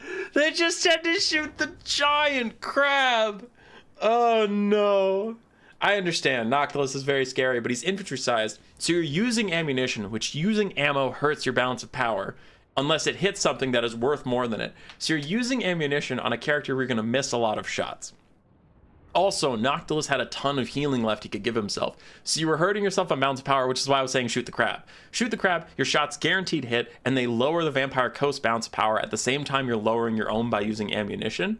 And the Rotting Leviathan is probably worth more than one Dark Shard shot, so you're getting balance of power edge, which you needed at that point. Because Sen Fishy could have won that game. It was looking hard, but he could have. The problem was the balance of power didn't believe in him. So if he focused on the crab first, he gives himself enough balance of power to stay in it. And then, because he had the point. That was something I didn't talk about, but he had. In the back of my mind, I was noticing it. Noctilus is terrible capture weight, because he's just a single entity guy. So you had 410 tickets when the game ended for the coast.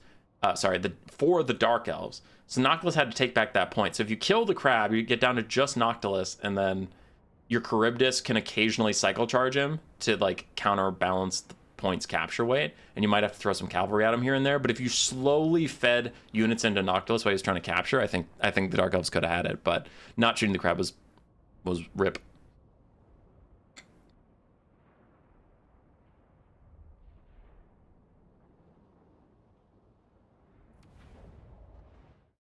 It was the big rip.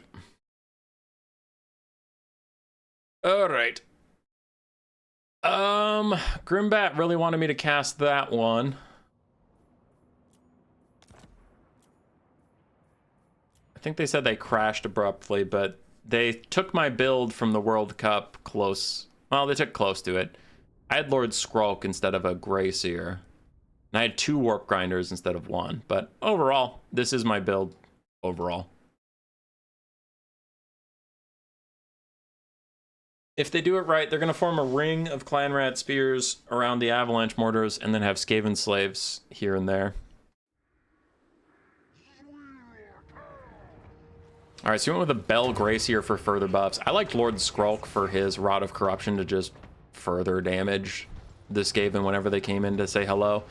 You have 2 Chieftains to deal with Jabberslythes or Gorgons. You have Warp Grinders to lock those things in place when they try and cycle charge you. The Avalanche Mortars are to force the Beastmen to come into you. And then you have a bunch of Clan Rats and Skaven Slaves because the Beastmen are actually pretty bad at getting through Clan Rats. Specifically Clan Rats. And again, I had Lord Skrulk for summons and AoE damage spells. He went with the Grey Seer for 2 summons, one of which is a damage spell, and then better leadership. Happens. For the Beastmen, we have Zongors and Ungor Spearman Herds, some Tuskor Chariots, Centaurs, Grey Shaman of Beast with Flock of Doom and the Manticore summon, 4 Ungor Raiders, and 3 Razorgore Herds. Avalanche Mortars can pretty much instantly delete Ungor Raiders. And the Zongors took a lot of damage from the Avalanche Mortars too, so they're all getting pushed away. YouTube hid this from me. Will, I'm getting that a lot today. I don't know why so many people are saying that it was hidden from them. I just posted it 3 hours ago, and then I hit go live. It was. I am the Dark Elves. Hi, Prime. At the end, I was really surprised army losses triggered. Yeah, I think you're doing fine. It's just army losses can sometimes be a pretty gimmicky, bad mechanic. Yeah. Prime, I think you were doing well overall. I think you just needed to switch your target selection. You were too focused on killing Noctilus, which, like, I understand. He's crazy important, and I understand that, but, like, he's a foot character, and all of your stuff was good at killing big things, so it just was hard to shoot him. You just had to accept that you couldn't hit the target you wanted and just take the target you had, which was the Rotting Leviathan. Even though it was suboptimal, it's like, it's what you can hit. So, yeah. But good game overall. I mean, it's crazy close. Anyway, Centaurs and Ungor Spearman herds charging into Rat Ogres who are supported by these Skaven Slave Spears. We still have Clan Rats in the background. Other Clan Rats moving up. We're going to need a lot of Flock of Dooms out of the Great Bray Shaman of Beasts, so hopefully he uses a lot of Wind's Magic on that. While this Manticore summon is currently getting gooned out, it is just a summon, so if it routes, let it route. Doesn't matter. Just let it route, and then it'll come back when it feels like it. Skaven are starting to get routed off here and there. Without Lord Skrulk or the second Warp Grinder to punish these blobs, I'm a little worried the Skaven don't have the melee prowess to kill everything. Because that's the big thing, is your Clan Rats take forever to die, so do your Skaven Slaves, but the oomph came from Lord Skrulk and 2 Warp Grinders. Whenever they had their AoE damage things, I would just pop them, right? Without that, you're actually relying on the Clan Rats for damage, and I'm not sure it's going to work out. Chieftain goes to help out. Bonebreaker does do good damage. The Chieftains are getting separated out. Centaurs find their way into the box, so they're going to shut down the Avalanche Mortars, and that's a lot of Skaven damage down. Beastmen are ahead on the balance of power. Ungor Raiders firing up and over. Beastmen didn't actually capture the Conquest point. They got close, but didn't quite do it. In comes the Dreaded 13th. Going to be a little bit of friendly fire about that, but mostly hits Centaurs, and now you have Halberds running onto those Centaurs. Do the Beastmen pull back in time? It doesn't look like they're going to, as the Halberds are now in and amongst the Centaurs who are taking a lot of damage. Chieftain should be fine too, so this could be a big moment. Great Bray Shaman of Beast still full HP, chilling on the sides. The Beastmen running a little low on melee units. We still have 2 full health Centaurs, a half health Centaur, and a couple Zongors here and there, but a lot of Razorgors have taken damage. A lot of the archers have also taken damage. So Skaven are getting some attrition here and there. Though they are relying on summons, a lot of summons have come out from the Skaven. And a Warp Grinder is moving out. Does he have his net up? I believe he does, but without the Bonebreakers nearby to punish this, this could be a good Lord Snipe attempt, as the Great Bray Shaman stayed in melee for far too long. He could get netted any second, but neither of the Bonebreakers is nearby to really punish this. And the Warp Grinders look like they're just moving out like a melee unit. They must not have their cooldowns because they're not popping it. Yeah, I kind of treat my Warp Grinders like a weapons team. You just keep them safe, peel for them, and then whenever they have their cooldowns, you move them up, do the cooldowns, and back off again. But here they're running out into melee, so they must have some kind of plan. Again, I want to see the Bonebreakers come in for the Lord Snipe. That's really your only hope. Skaven are starting to get into the Skaven part of the Beastmen matchup.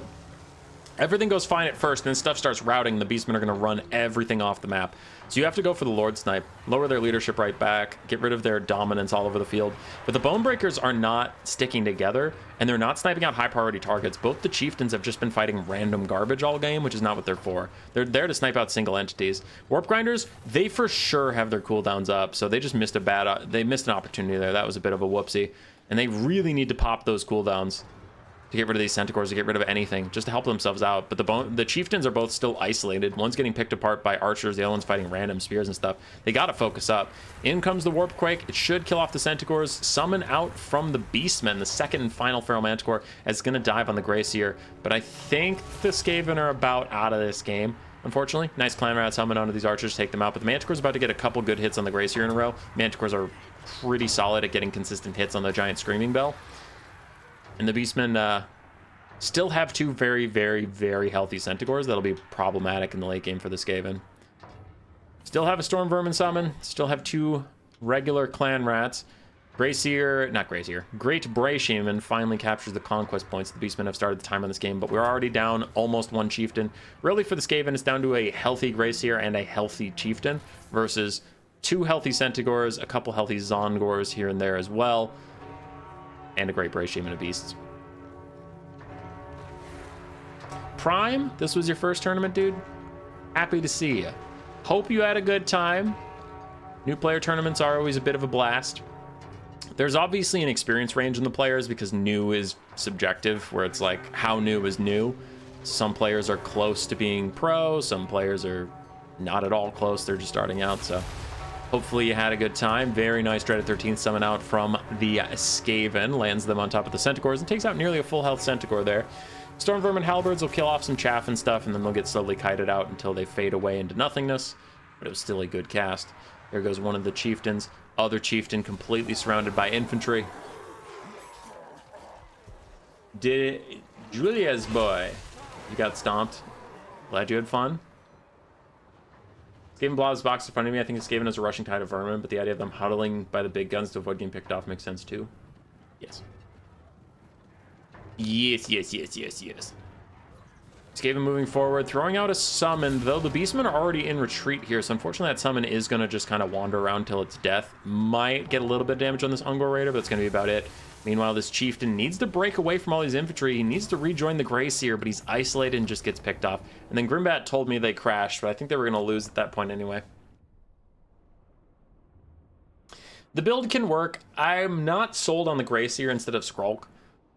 I kind of understand it, where he's like, he gives better AoE buffs than Skrulk, and he gives global buffs, so he makes your guys have better leadership, but I took Skrulk because I needed infantry clearing damage. I didn't take Skrulk because I needed buffs with this type of build, so...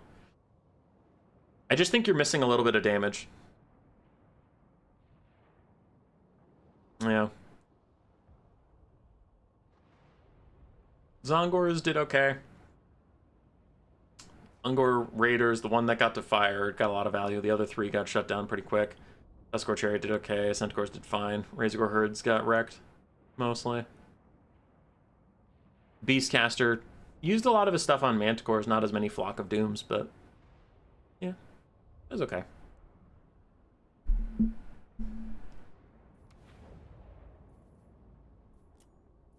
So yeah, if you're looking for things, I picked Skrulk for a reason, but also the Chieftains need to stay together. And they're supposed to go after single entities or large monsters. Both of them kind of got bogged down in infantry and just died off. You hate to see it. How are we doing on the bracket? Oh my goodness, everybody's done with all their video games.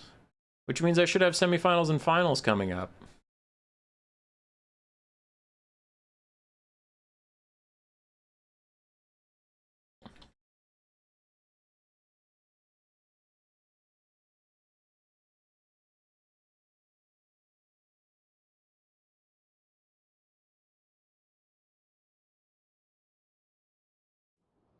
All right, JP's organizing the finals right now.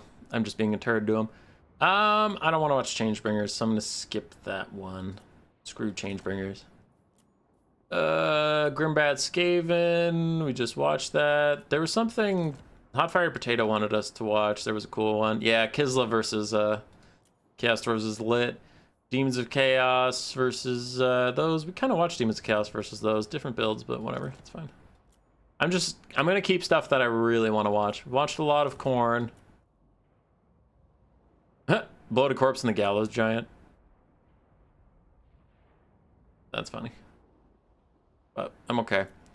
Okay, so we have 2 games I want to cast after our semifinals and finals.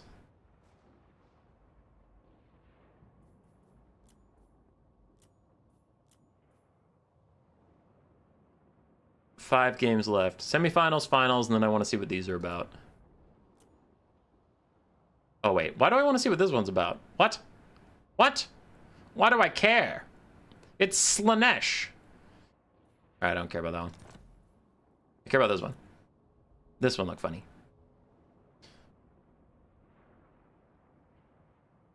This one looked humorous to me.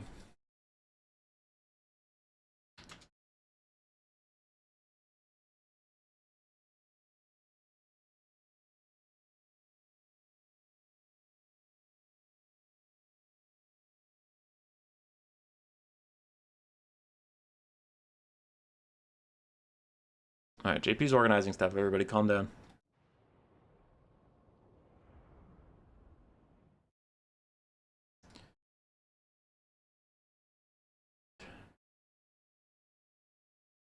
Godly Kiss says Good Fight Prime was fun. Were you his opponent, or are you just complimenting the man?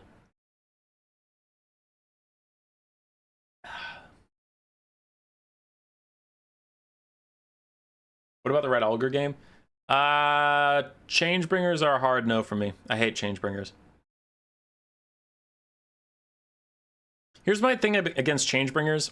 And this might just be caster bias, but here's my thing. I don't like light switch units. And I call light switch unit because either you counter them or you lose. And I don't think that's interesting, because Changebringers are insanely squishy and weak and expensive. So if you have good anti-air, either it's your own air units, maybe it's spells, maybe it's your own ranged units, good skirmish cav, something like that. If you can counter Changebringers, you win, and the Tzeentch army is so depleted they can't possibly beat you and the game's just over. Or you can't counter Changebringers, and they do 3,000 damage apiece and they win the game. Okay.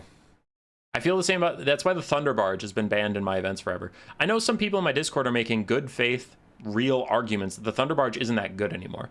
I agree, actually. It might surprise you. I don't think the Thunder Barge is that good anymore. I just don't see a situation where I'm ever going to be happy it's in the game, you know? Where it's like, oh, wow, the opponent had 3 rattling guns and shot down the Thunder Barge. Okay. Or, oh, wow, they didn't have 3 rattling guns and the Thunder Barge killed their whole army. Like, I just don't think it's smart to have that in content.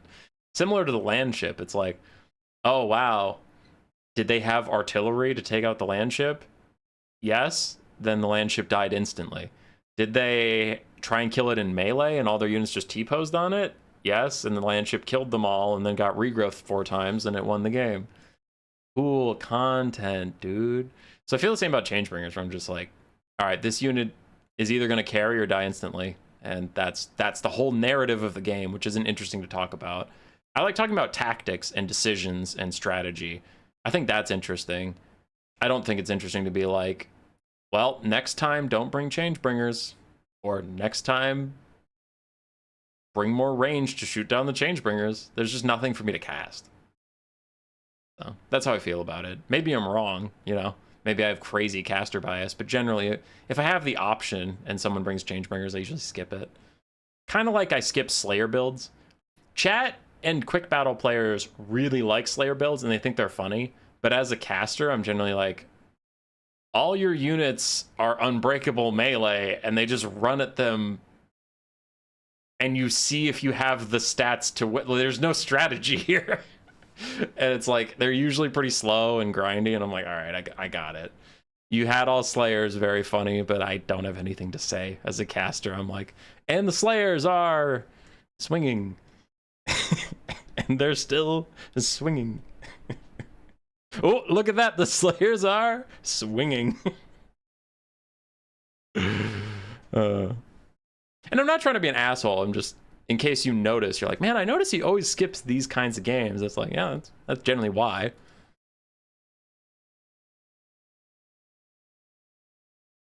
Oh, JP's still organizing semifinals and finals, in case you're wondering why I'm just sitting here rambling at you. Buying a bit of time. Slayer builds can be fun to play, just not super fun to cast. And that's kind of also why I'm not a domination caster, if we really wanted to get into that. I don't hate domination. I don't like casting it as much. I can mix it in like a larger event. Like the World Cup was super fun. I really enjoyed the World Cup. I loved casting domination for the World Cup because it was 1 out of every 5 games. I thought it was interesting. I personally don't really cast domination. I play a little bit. Like if my buddy Blood Penguin is on and I have time for 1 game before bed, I play domination with him. I think we've played 3 or 4 games now together. Domination's fun to play, but when I'm watching it, I personally don't have that much to say on it. I'm just like, oh, okay. There's some close games, but there's also some games where it's pretty over and one person doesn't surrender, so then I just kind of have to pretend like the game is still close, where I'm like, oh man, the Beastmen have 20 units out, triple capped the points, and Tzeentch has 3 units, but they've almost summoned another blue horror. Maybe that blue horror will turn this game around. I'm like, but in my head, I'm not going to say that, but in my head, I'm like, dude, just give up. Like, come on. Go, wrap it up. Yeah. But like, good close domination games, you don't know who's going to win at any moment. That's super fun. That's fun to cast. I would cast those. And the reason I would say that you could be like, well, there's land battle games that are one-sided. Yeah, but there's no resummon.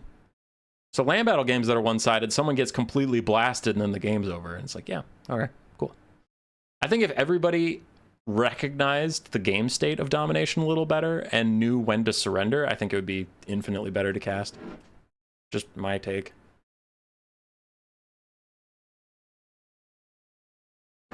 It's usually why I stick to land battles and conquest, though. It's a little more straightforward. A little easier for me to find something I'm interested in talking about.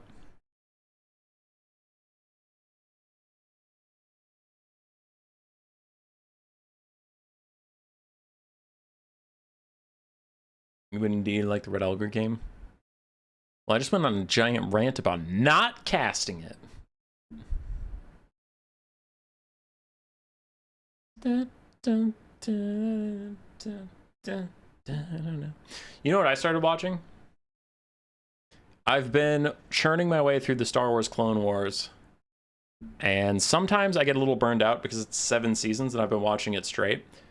So I occasionally take a break and watch a movie. I watched The Hateful Eight. That slapped. That was really good. Hateful Eight was really good. And then I had a random thought, and I went to watch Speed, the 1994 movie with Keanu Reeves. That movie actually... Okay, here's the thing. I expected to laugh at it. Not that it's a terrible movie, but I thought it would be very cheesy 90s, and I would just laugh at it. Speed actually slaps. Speed slaps. It's really good. But there was one part in Speed I laughed at, and it was the movie starts, and there's these very 80s or 90s business people. Oh, sorry, Bat here. The reason I took the Grace here, the Blob, was because I don't have Skrull. Why don't you have Skrull, Max? Get the thing. All right, JP's ready with the finals for us. But so there's this elevator that's full of 80s or 90s business people, and a bomb goes off, and it gets it like stuck. And he says, "I have another bomb on the top of it. It'll blow up and kill all of you unless I get $3 million or something." And I'm like, "Oh, okay, cool." And then it hard cuts to a street, and you just see a street, and this shitty sedan comes flying like through the air, not a little bit of air, a lot of air, and comes crashing down onto the street and bounces on its shocks, and some sparks go flying, and both the cops that are in that car, it's not even a cop car, it's just a random shitty sedan, both the cops in that car, neither of them are like giving you the Duke boys like yeehaw or any of that. They're just like, yep, we're driving. They're calmly driving while taking air to get through these things, and they get to the building, and you're like, wow, for them driving that crazy, this bomb must be ready to go off now. And they walk into the lobby and they say, "What's the situation, Chief? We have 1 hour until we need to get that money to the guy." I'm like, you have an hour? You have an hour? You didn't need to go flying through the street, literally flying. Like, you could have slowed down enough so you didn't get airborne, so you didn't have the risk of flipping over and dying just to get here to learn you have an hour. I don't know. That was crazy. That was one of the most 80s things of all time. Driving here, gotta catch air in my crappy car. You gotta catch air in your crappy car. If you keep all your wheels on the ground, what is even the point?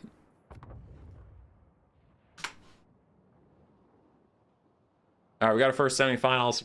I'm loading in.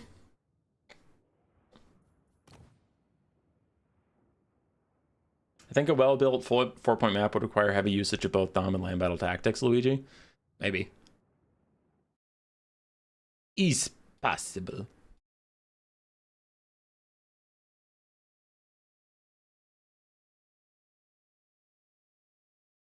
All right. First up, we have the guy with no name versus World Ender.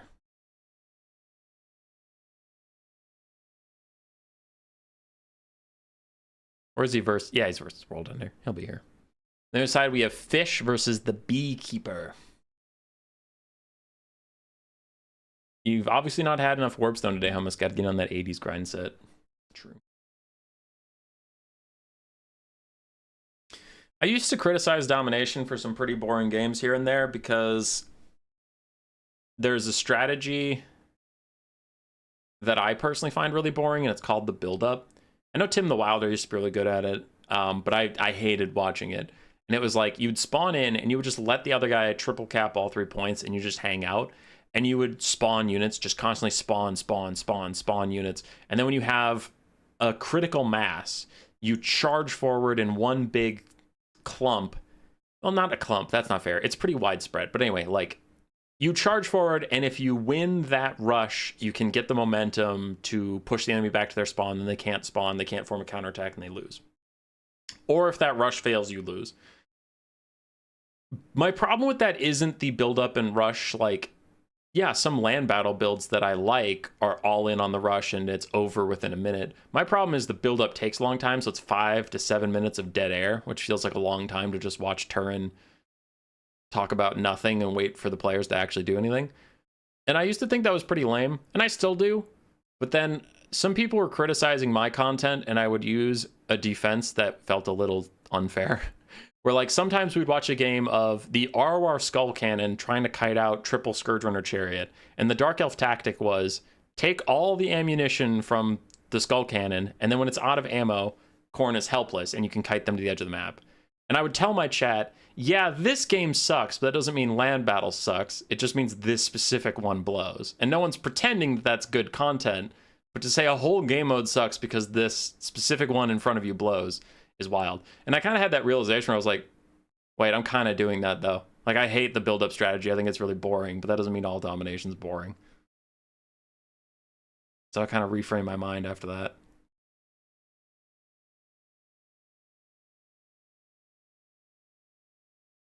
Watching that as Resident Sleeper, yeah. Sometimes it's just bad games. Doesn't matter what game mode you're in. Sometimes there's good games.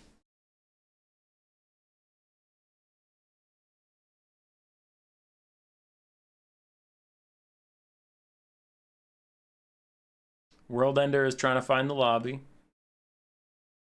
He'll get here when he gets here.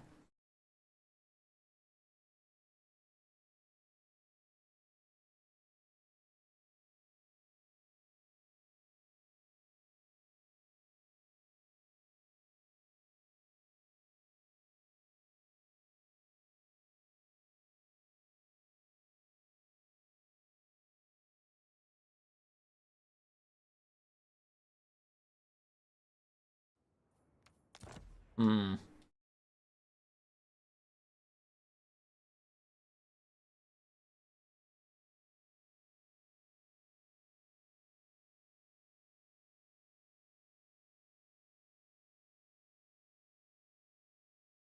That's just because for some reason everyone lets him build up. Yeah. Happens. Depends on what faction you have, though. Because there's certain factions where you can't really punish it unless you go into the enemy spawn, then you could be overextended.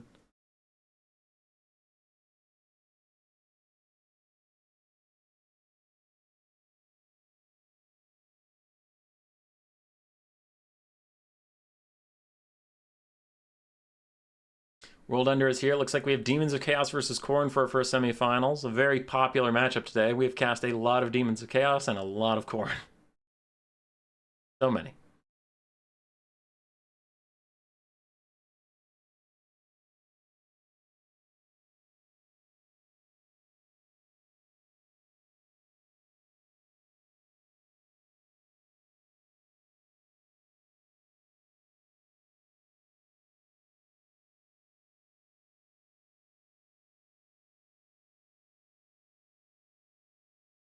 Who's the other semifinal?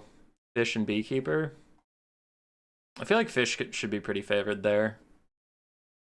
I think I only watched one of Beekeeper's games, but Fish has been playing a lot of Vermin League ladder. Mostly Dom, but still.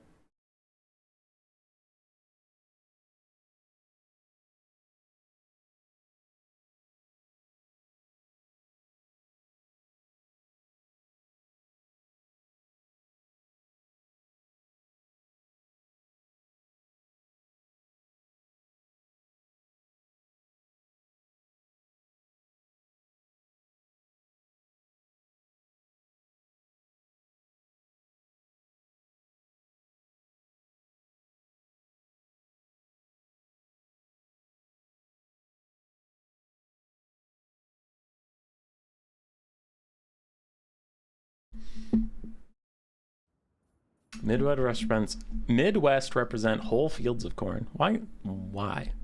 You know what's been the most Midwestern sad thing that's happened to me these last 2 or 3 years? The last 2 or 3 years we've had either droughts or floods.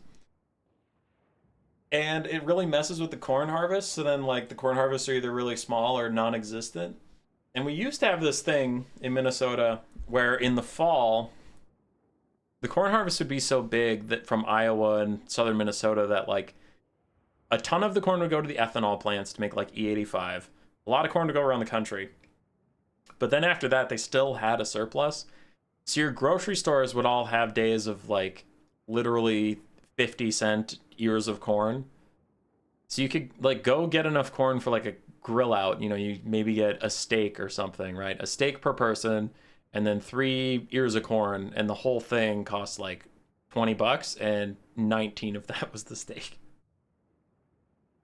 That was dope, but we haven't had that for many years now because the harvests have all been pretty lame. So after the ethanol plants take their share, and then the basic grocery store orders come through, there's really not that much surplus left, so you don't get a discount, which blows. It's the most Midwestern sad I've ever been. When we don't get our 50-cent corn, man. You're pretty new, Beekeeper. Your videos in Discord have been a huge help, though. Hey, Beekeeper. I got a message for you. You're stinky. Got him! Got him! That's how we treat new players where I come from. We invite them in just to call them stinky. Nah, dude. Glad you're enjoying it. Glad you're having a good time. Different type of corn, usually? Depends. They'll use the sweet corn in a pinch. Because also if the harvesters shit, then they gotta fulfill their orders first. It's only when they have like a surplus of sweet corn that they'll give it to the local stores at a discount.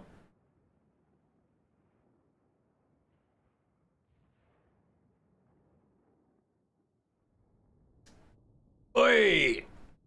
Oh god, it's Changebringers! Get me out! Get me out! No, I'll cast it because it's live. I'll just avoid replays of Changebringers, but here we go. Can Khorne's 2 Chaos Furies take out the Changebringers? If they cannot, Khorne probably loses.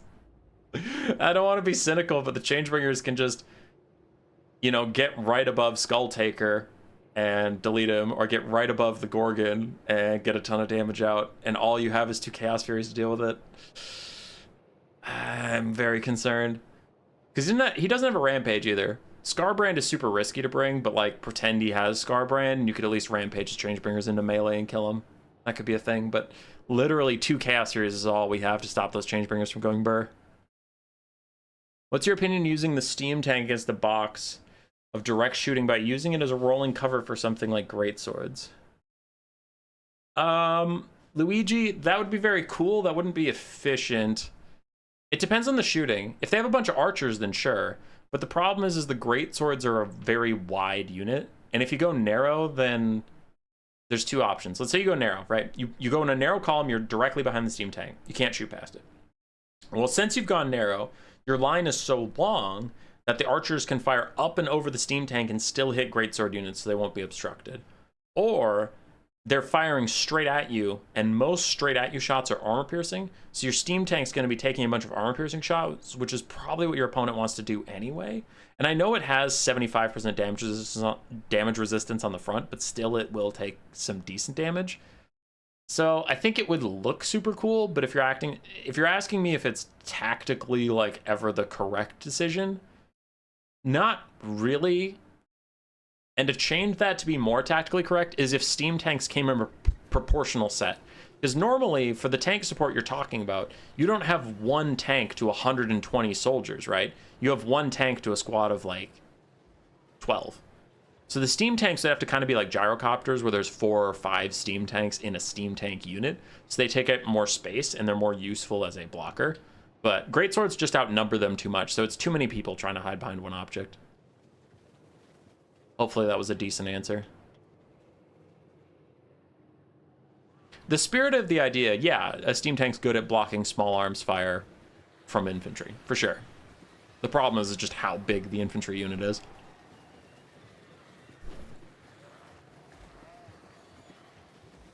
Maybe a land ship, though? Yeah. Alex has a point. Land ship could be good, because it's just so freaking big that it actually could block a lot of shots. That'd be better. Alrighty, for the Demons of Chaos, we have 2 Nurglings, one of which is the Frolickers Bubonic. We have 2 Horrors of Tzeentch, one is blue, one is pink. We have Heartseekers of Slaanesh, the Exalted Great Unclean One of Nurgle with just Fleshy Abundance, but he does have his passive AoE aura of draining. And then 2 Chaos Furies, 3 Chaos Furies of Khorne, 2 Changebringers. So this Demons Chaos build is truly all of the Chaos Gods working together. In the side for Khorne, just Khorne, Bloodwake Berserkers, and 4 Marauders for frontline. We have Skull Taker on his Skull Throne mount. Skull Motorcycle, Motorbike of the Skull Throne, whatever the hell. Bloody Onslaught, and then the various motorbike buffs and debuffs. Blood Beasts of Khorne, Chaos Furies, and the Blood Brute Behemoth. What can the Changebringers do? Do they use their ammunition wisely? Looks like they're going to start out shooting at the Bloodwake Berserkers. Could be smart, could be good. They are very scary in melee, and a lot of your units are in melee. A little bit of damage. The Changebringers are much better at shooting large single entities like the Blood Brute Behemoth. 1 volley from the Changebringers doing 500 damage value for them. Very, very solid. Look at them just massacring these expensive units. And it looks like both sides are going to trade Chaos Furies of Khorne for Chaos Furies of Khorne. That is way better for the Demons of Chaos, because like I said, they're just trying to secure aerial superiority at all costs. They are fine taking some trades. Though actually, the Khorne Chaos Furies are beating their mirror quite heavily, so I don't know how that went so bad for the blue side. Meanwhile, the other side's getting a 2v1, so that should be a bit better for them. Changebringers have almost killed the entire Blood Brute Behemoth. They've almost killed the entire Bloodwake Berserkers as well. That is a lot of damage coming out from those guys. Skull Taker is trying to go get to the Exalted Great Unclean One, looks like. And the Changebringers still have half their ammunition. One of the Furies is gone. The other Fury is at half HP. Could maybe get over and get a rear charge onto these Changebringers, but meanwhile, the Blood Brute Behemoth is dead. Bloodwake Berserker is also dead. And now Skull Taker might be the target, or it's the Blood Beasts of Khorne. Unsure, as the Changebringer is going to fall back from the oncoming Furies. Blood Brute Behemoth literally dead. Other Changebringers need to keep moving. One is getting orders to attack the Bloodwake Berserkers, but the other Changebringer's in the way, so you're going to get some friendly fire here. Need to retreat towards... No, don't run away! Retreat towards your Chaos Furies! Oh, crap. Oh, God. Now you can see what we're talking about with the Changebringers. If they ever do get caught, they instantly die. Already down to 10 out of 12 models, lost half their HP in an instant, but they have refocused up. Skull Taker is taking out the Exalted Great Unclean One. He's going to try and heal himself, though he is on fire, so he's going to get half that healing reduced. But the Changebringers are here. They're trying to snipe out the Blood Beasts of Khorne. They can get over and deal with Skull Taker. This one has to come over. It looks like we're having some micro droppages here and there. The Exalted Great Unclean One's getting awfully close to demonic instability crumbling, but not going for it just yet. One of the Furies is chasing down the Bloodwake Berserkers. The other one's chasing down the Chaos Fury of Khorne, and army losses is going to hit. Changebringers are a real cool unit, guys.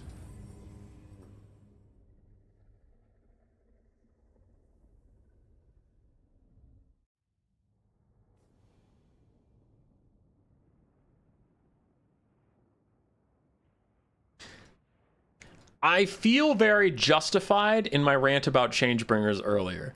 What if we had Changebringers and then the game was like super interactive and crazy and like close, and people were like, wow, Changebringers are awesome. I don't know why this guy was talking about them. I'm like, nah, dude, they're a light switch unit. Was there enough to stop them? No. All right, they win. Was there enough to stop them? Yes. Oh, okay, they lose. That's all there was. They deleted the Bloodwake Berserkers before they got to fight. They deleted the Gorgon before it got to fight, and then the game was over. That's all it was. I wish Flamers would be any good. Yeah, those are at least more interesting because they're ground-based, so like most things in the game can reach them. Flying skirmish units are impossibly hard to balance because they need to not do enough damage to carry a whole game, otherwise that can happen. Yeah. Resident Changebringers hater, it's me. I'm the lad. Beekeeper was in chat. I know Fish is also around. Y'all got a lobby? Got into the semifinal to go do.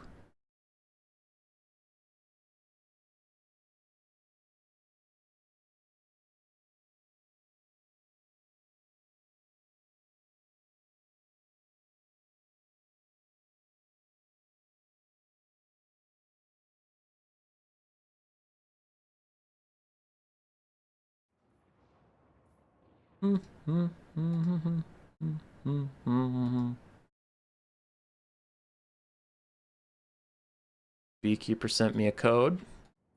I will now put that code into the computer.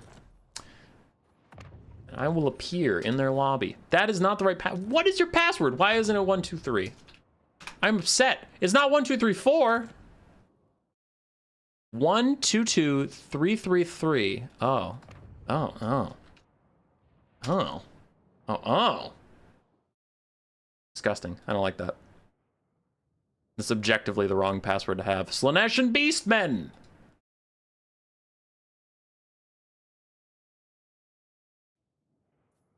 Let's do it. This matchup used to be pretty Slaanesh favored, and then Beastmen got crazy buffed and Slaanesh got crazy nerfed, and then Slaanesh got slightly buffed and Beastmen got slightly nerfed. So I don't really know where this landed. But a light, heavily mobility-reliant faction versus a light, heavily mobility-reliant faction can always lead to some interesting games. And we get some interesting builds. Chaos Spawn Rush versus Slaanesh. I am incredibly concerned about the Chaos Spawn versus 4 Skirmish Cavalry, but maybe with their own 4 standing archers. If they can keep the archers online, the archers can counterfire the Skirmish Cav. Oh.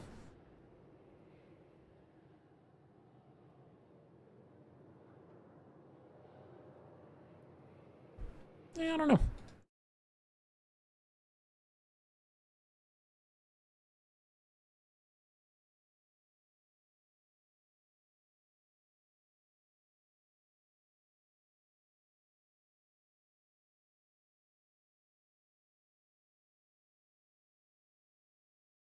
Responding to a chat quick.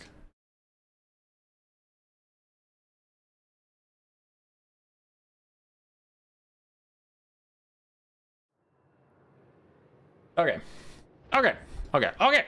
What do we got? What do we got? Let's focus up. Everybody, focus. So we have the Beekeeper, our protagonist. He is the hero of this story, and if he does not win this tournament, I will be upset. For him, we have Devoted Marauders of Slaanesh, some with Hellscourges, some without. We have Fiends and Seekers, 4 Marauder Horsemen of Slaanesh, the Princes of Perfection, and Azazel, who has his Rampage, Demon Blade, and Temptator. On the other side, for the Beastmen of Fish. Fish has been playing a lot on our Discord, a lot of domination, some conquest land battles here, and they are truly a man of all skills, man of all talents. Favored in this matchup because he is just that good, but we are cheering for the Beekeeper. Get it right. If I see a single person trying to support Fish in chat, I will remove your message and I will ban you. I'll do it. I am threatening my supporters. For him, we have Khorne Gors and Ungor Spearman Herds forming a bit of an octagon. 4 Chaos Spawn for some mass, 4 Ungor Raiders, Malagor Dark Omen up in the sky with Enfeebling Foe and Flock of Doom, and we do have a Wargor. Wargor! On foot with Sword of Anti-Heroes and his Will of the Dark Gods. Now, I will say that this is a known bug CA is going to fix, but Sword of Anti-Heroes is actually equipped to a guy who is not wielding a sword. He is wielding a mace. They will fix it in the next patch. Do not worry. It will be called the Mace of Anti-Heroes. But for now, I know it ruins your immersion. I know you're thinking about clicking off of this game because that is so game-breakingly uninteractive, but just bear with me. Just pretend it says the Mace of Anti-Heroes and you'll be fine. Rampage onto the Khorne Gors, trying to draw them out of position so that the Fiends and Seekers can dive into the gap that he just made in the formation. So Slaanesh trying to break the boxes with some strategy. Ungor Raiders all falling back. They are falling back in a bit of a clump. They should be trying to separate out, and some keep firing while others retreat. Chaos Spawn and Ungor Spearman Herds moving to fill in the gap, and now another gap is created. So Slaanesh is just trying to constantly keep these guys guessing, and they're even going to swarm in and just try and isolate the Ungor Spearman Herds and take them out while the Fiends go slurping through the back line and keep those Ungor Raiders on the back foot. Ungor Raiders need to do a lot of damage in this matchup. Fiends, Seekers are all crazy weak to basic archers, so hopefully the archers get back online and start firing. Malagor's up in the sky waiting to Flock of Doom some stuff. Lots of great targets for them. We almost have these Ungor Raiders routing. Chaos Spawn can't route. They're unbreakable. We still have all 4 archers very healthy, but the archers need to get in range and start firing at some stuff. We are getting some decent shots over here, but we need a lot more fire out of these guys as they start to move up. Khorne Gors also. But the box has been broken, so now if some of these Slaanesh units separate out and go around the sides, they can come back and get those Ungor Raiders. Nice big overcasted Flock of Doom onto the Seekers, down to about half HP. Those demonic units with low armor and no shields, very, very squishy. And if they get taken out, then Slaanesh will be in a lot of trouble. Now, both sides rather clumped up. The skirmish cav are a little more separated than we talked about it in the earlier part of the stream, so they should be able to get volleys off here and there, but the archers standing on top of each other. You can see this one's obstructed just by standing on top of another one, so neither side getting out their maximum range DPS possible. The Beastmen are in a solid position, though. They're running the front line. They're doing just fine over there. Their archers are all still alive, and they've still managed to screen out the expensive Slaanesh cavalry, so I think I would rather be fish right now, but it is a very close game state. Marauder Horsemen thinking about entering into melee. They are going to sprint past this front line. Azazel's also down in there, and this is good. I like using your skirmish cav as hybrid units. If you see an angle to just charge into the archers, you can charge into them. You still have light cav. Khorne are going to try and flank. And the Seekers and Fiends having a tough time just charging into these spawn and cheap spears over and over again. Skirmish cav focusing their efforts on shooting the Khorne. Interestingly, they don't want to be firing at the Chaos Spawn. Chaos Spawn would be a better target in my mind, as the Beastmen easily push off these skirmish cav. Slaanesh is now getting in a bit of trouble. They're still up slightly on the damage value, though I wouldn't feel like it. I would currently rather be the Beastmen if I could load into this game as either side. 4 Ungor Raiders still alive, and the Beastmen backline is starting to kind of lose steam. This Ungor Spearman herd is thinking about routing for no reason. We have a Chaos Spawn that's very damaged, so maybe they'll break soon. The slow grind of the Slaanesh front line also causing problems. Chaos Spawn holding their ground, trying to keep the Beastmen together, but the Ungor Raiders have abandoned their Chaos Spawn. So soon the Princes of Perfection should be able to grind through that side. Beastmen up on the balance of power, down a little bit in damage value, though I think that's fraudulent. There's probably something that hasn't been counted here or there.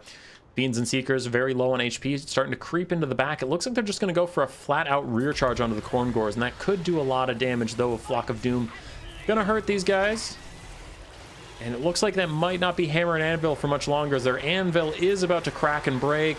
They hold long enough and get a good rear charge down the backside. Khorne is going to take a lot of damage. They'll go Unbreakable any second now, or whatever that Khorne passive is.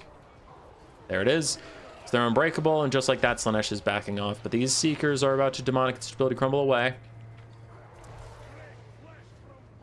Beastmen still have a lot of units left. 4 Ungor Raiders, if you can get onto them, you can shut them down and even up this balance of power really quick. But so far, I mean, Fish has been doing a great job keeping these guys online, so it's a little easier to say, yeah, just get onto them and kill them. Easy peasy. Than getting it done. Azazel's going to go snipe Malagor. Does he have a rampage to get Malagor to turn around and actually fight him? Because he would kick Malagor in the teeth if he can actually fight him. Malagor's 121 speed is pretty insane. It's one of the main reasons you see people take Malagor over and over and over again. A cheap flying caster that is tiny, impossible to hit with missiles, and then 121 speed, so he's almost impossible to catch. It's really brutal. But Azazel catches him because Malagor loses attack orders. He gets hit in the back. He's a terrible duelist. Terrible duelist. Starts to run away. Azazel needs a rampage or a tier 2 Slaanesh army ability Narcissism if he's going to catch Malagor, but I don't think he has any army abilities, honestly. There's Bavane. He doesn't have any army abilities because so far Slaanesh hasn't been able to route stuff and just run it down, right? He's been forced to cycle charge and all that crap. Malagor rampaged for 7 more seconds. Now that he got caught, Azazel's beating the paste out of him, though. Has hit literally every attack against poor Malagor. Terror Route takes him. Honestly, Azazel probably wanted him to be unbreakable in that moment so he could keep Rampage beating him up. Fiends just charging down whatever they can to charge up some Slaanesh army passive while the Lord Snipe continues. They don't want to take this fight without Azazel, while Azazel's busy trying to kill Malagor so that the rest of the Beastmen army loses a bunch of leadership and is maybe easier to rout. It's still looking tough, as Slaanesh still has about 1,000 damage value lead. These Fiends getting hit with archers, almost going to Demonic Instability crumble, but not quite. And Slaanesh does have the point somehow. Looks like the Beastmen have now realized that and are sending a bunch of wounded troops towards him. Again, there's 4 health bars in here that are pretty easy to take down, all 4 of these Ungor Raiders, but do we still think that 2 very wounded Fiends and a full health Azazel can kill this full health Khorne? Maybe not. There's still some Chaos Spawn. There's still a Wargore who's actually providing a little bit of leadership too with his Will of the Dark Gods and Encourage. Fiends dive in onto some Ungor Raiders that they managed to catch, but they get countercharged by Chaos Spawn and Ungor Spearmen. Guys start to fall back, getting poked in little slithery butts. As the Fiend's getting shot. Both Fiends are very low. This one's starting to Demonic Instability crumble even from how much damage it's taking. Looks like they're just gone. Zazel takes Malagor off the map, does not manage to kill him. Sweet Sorrow even popped. The tier 1 arm ability of Slaanesh to give him 126 speed. But flying units don't usually have charge animations, so it doesn't matter how fast you are. You just kind of catch up to Malagor and then stop. Like, you just stick with them. So flying units are pretty bad at chasing other flying units. And he will take Malagor off the map, which is a boon, but not enough to turn this game around. I think the Beastmen have got this, as Fiends are going to fade away in the distance. It is literally Azazel versus all this crap.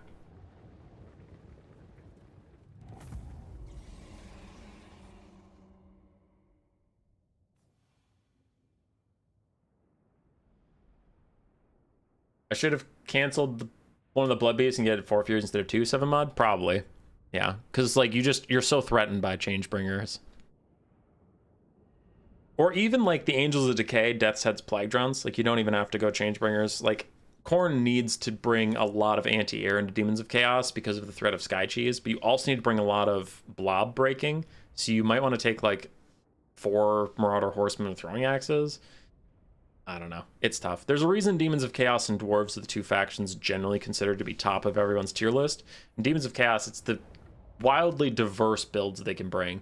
They can bring a blob, they can bring a normal build, or they can bring some pretty degenerate air cheese. And you need to be ready for everything, which is tough.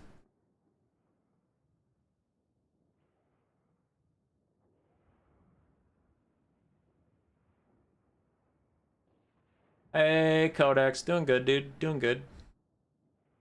We had some Skaven today. Finals will be Beastmen versus the Demons of Chaos. The Chaos Dwarf Train Mortar is like twice the length of a stank, if I remember correctly, and a unit of Fireglaves is only 80 models, so that might just work. Hide your Fireglaves behind the Train Mortar. Could be pretty hype. Ladies and gentlemen, we are into the finals. This is the last best of 1 that matters for the tournament. I do have one game I wanted to cast that I'm going to go cast after this, a replay from before. But this is the big kahuna, the big fish, the big aquatic animal, the big aquatic mammal, if we're hunting dolphins or manatees. So, who are you rooting for? Demons of Chaos for name not translated into Steam, or Beastmen for fish, name not translated by my brain. Is Skull Cannon good into Changebringers? The ROR Skull Cannon is, yes. Not a regular Skull Cannons, no. We had Skaven, the new players show potential. Yeah, it was Grimbat. Everybody loves Grimbat. Grimbat plays Skaven, so we love Grimbat. No Name plays Demons of Chaos, so we don't love No Name. No, that's not true. That's just a meme. For legal reasons, I am just memeing. I'm sad Beekeeper lost. I'll never recover from this anguish. But it did prove me correct when I said Fish is pretty good. Fish has, I mean, they have some things they can improve on. Like their archers kept getting clumped up and obstructing each other. But is, like, I feel like when I've watched Fish today... Oh, no, it was someone else, too, because I was talking about Demons of Chaos last time. But I like Fish's strategy. I think Fish could improve some things on their micro front, but their strategy was good. Like, Beekeeper did that sick thing where he rampaged a random Khorne and forced it to go to the front line. So then he created a hole and tried to jump in it. Well, Fish immediately pivoted, put some units in the hole, but then moved his other units to plug the hole that was going to form. And it's like that foresight that I like. He's got good strategy. He could use some better, like, micro. First time watching PvP looks fun. Wolf Blitzer? Hey. Hey, Wolf. Let me tell you a thing.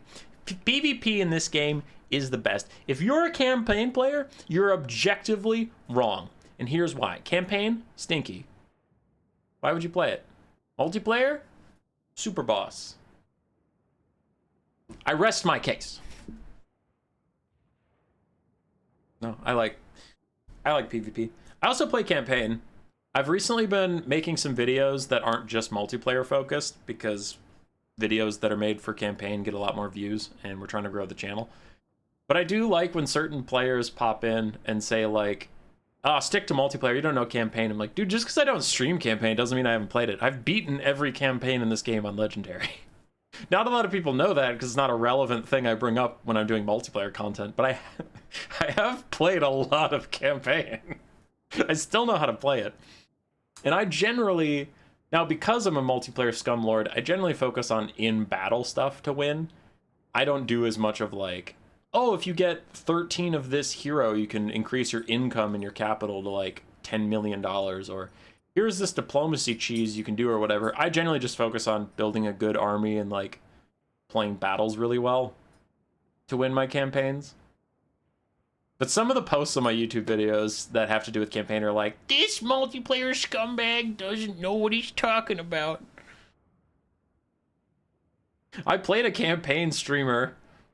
Radiant Ash and I played Deathmatch Snitch versus Balthazar Gelt after the Thrones of Decay DLC, and I won that. I don't know. Would Legend of Total War kick me all over the curb? Oh yeah, of course he would. Of course he would. But, I don't know. The comments just saying, you don't know anything about campaign. I find those very funny.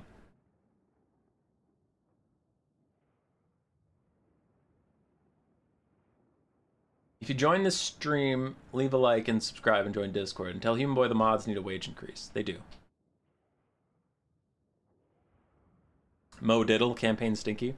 I'm actually currently playing a co-op campaign. One of the things that inspired me to make those new player videos I've been making is one of my real life friends just got this game just now. So he knows literally nothing. He's like, you know, what are the controls? What are these factions? Who is he? Okay. I love my friend. I'm not trying to make fun of him. I'm just trying to tell you how new he is. He said, who is Malekith? And I'm like, oh, Malekith. Got it. So he's very new. And we've been playing a campaign together. So he's playing Dwarves. I'm on Arkan the Black, so he's on Grombrindle, and then my buddy Josh is on Festus. Not Festus. Who's that? Epidemius. We're actually playing some campaign right now. Is good. I am ramping so hard, though. We're on turn 52, and I have 10 armies for the Tomb Kings. Because Arkan starts with +1, and then I spent a lot of time focusing on getting the technologies that get me more armies. So, yeah, I have like 35 cities and 10 or 11 armies at turn 52. Speedrunning it. Oh, their lobby's broken.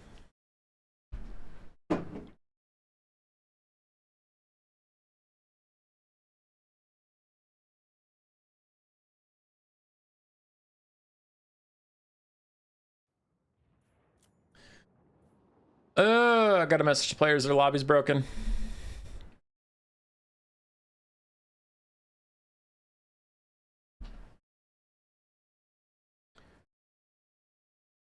I can't do multiplayer because I am a Linux user, but there's never any other Linux users in multiplayer. Wolf Blitzer, that is true. Linux is difficult to find other players. Thankfully for you, the campaign is dope. Campaign's lit. Big fan. I still love the Karl Franz campaign. I've played Karl Franz and Queek Headtaker the most by far.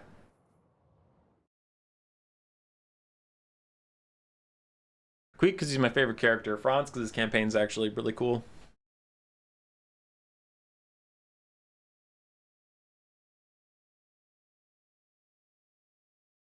Luigi, that is true. You're saving your ego by using strange strategies, so then you can just blame it on the strategies.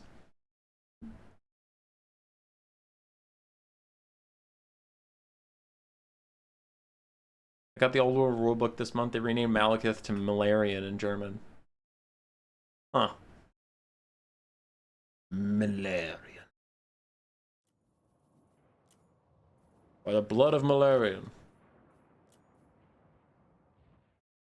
I think that's the lobby I'm supposed to be joining. I don't think he has a spectator slot. That is the lobby I'm supposed to be joining. He doesn't have a spec slot. Spec slot!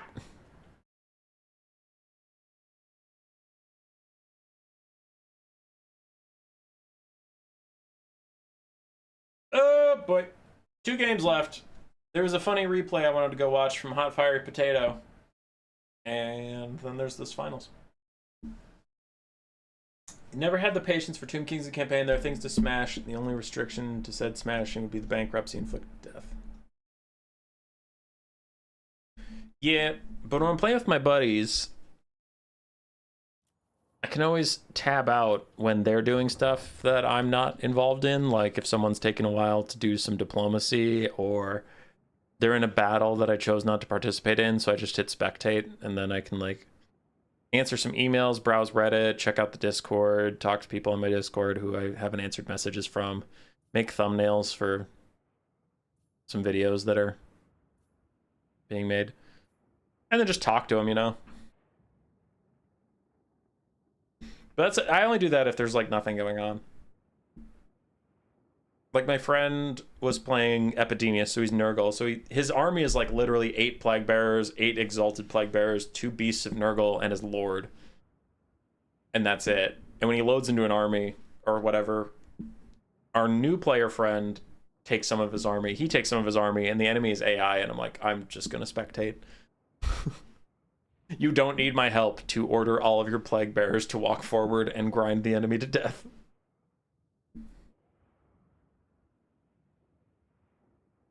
Make your OnlyFans content? That seems inappropriate. That seems inappropriate to do.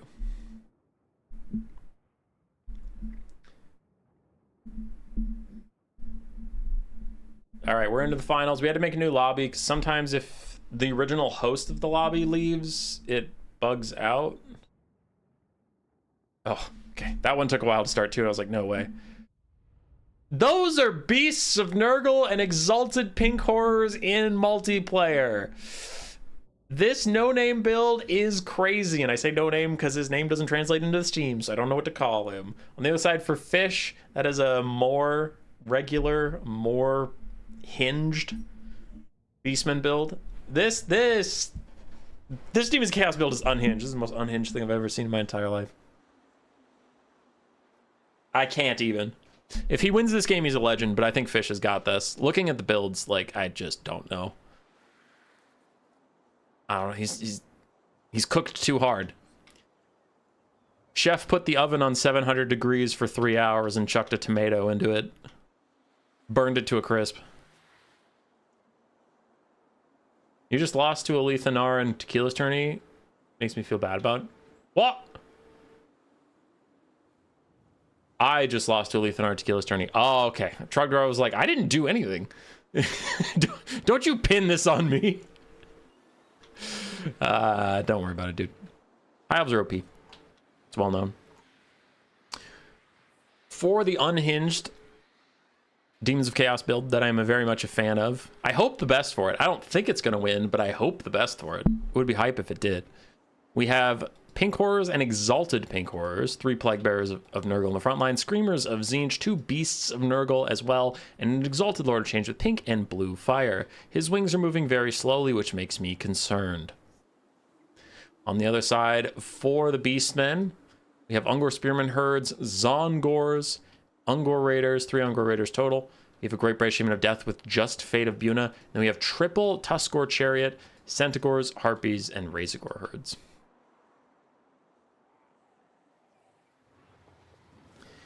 Judging by how slowly the wings on this guy are moving, I feel justified in my concern. There's very little mass here, though. One of the reasons I was so skeptical is I feel like with the Centaurs and triple Tuskor Chariot, with very little mass to stop them, are going to cycle charge their way to victory. We have 3 Plague Bearers to defend a lot of Pink Horrors. And Pink Horrors are kind of like, they're marketed as hybrid units. Decent melee combatant. That's not true. That's not true at all. They get wrecked by Centaurs, they get wrecked by Tuskor Chariots, they get wrecked by melee infantry. They are archers. They cannot defend themselves at all. Exalted Pink Horrors, a little better, but considering how expensive they are, they still trade down into anything that reaches them in melee. So I'm concerned that the melee units of the Beastmen can get past the 3 Plague Bearers and then just start feasting on the back line. Beasts of Nurgle are weird. They're super tanky, but they don't do a lot of damage. I think they've gotten buffs recently to try and make them better, but I don't know. They have 300 weapon strength, which feels like a lot. But whenever I use them, it does not impress. So 3 Screamers are going to have to do a lot of peeling for the Pink Horror backline.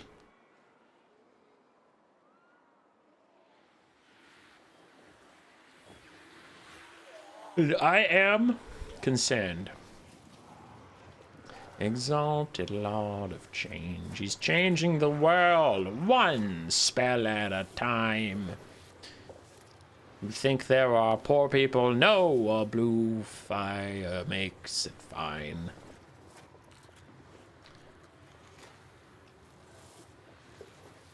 Exalted Lord of Change. The Changer. Zinch smiles upon Jesus, Hazel. Zinch smiles upon this bird monstrosity.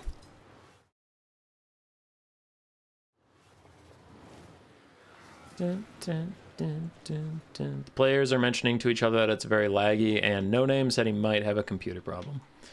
I don't know how to feel about that. I don't know what to do. I'm just going to hover here awkwardly until something happens. All right, he's going to turn it off and back on again. Got it.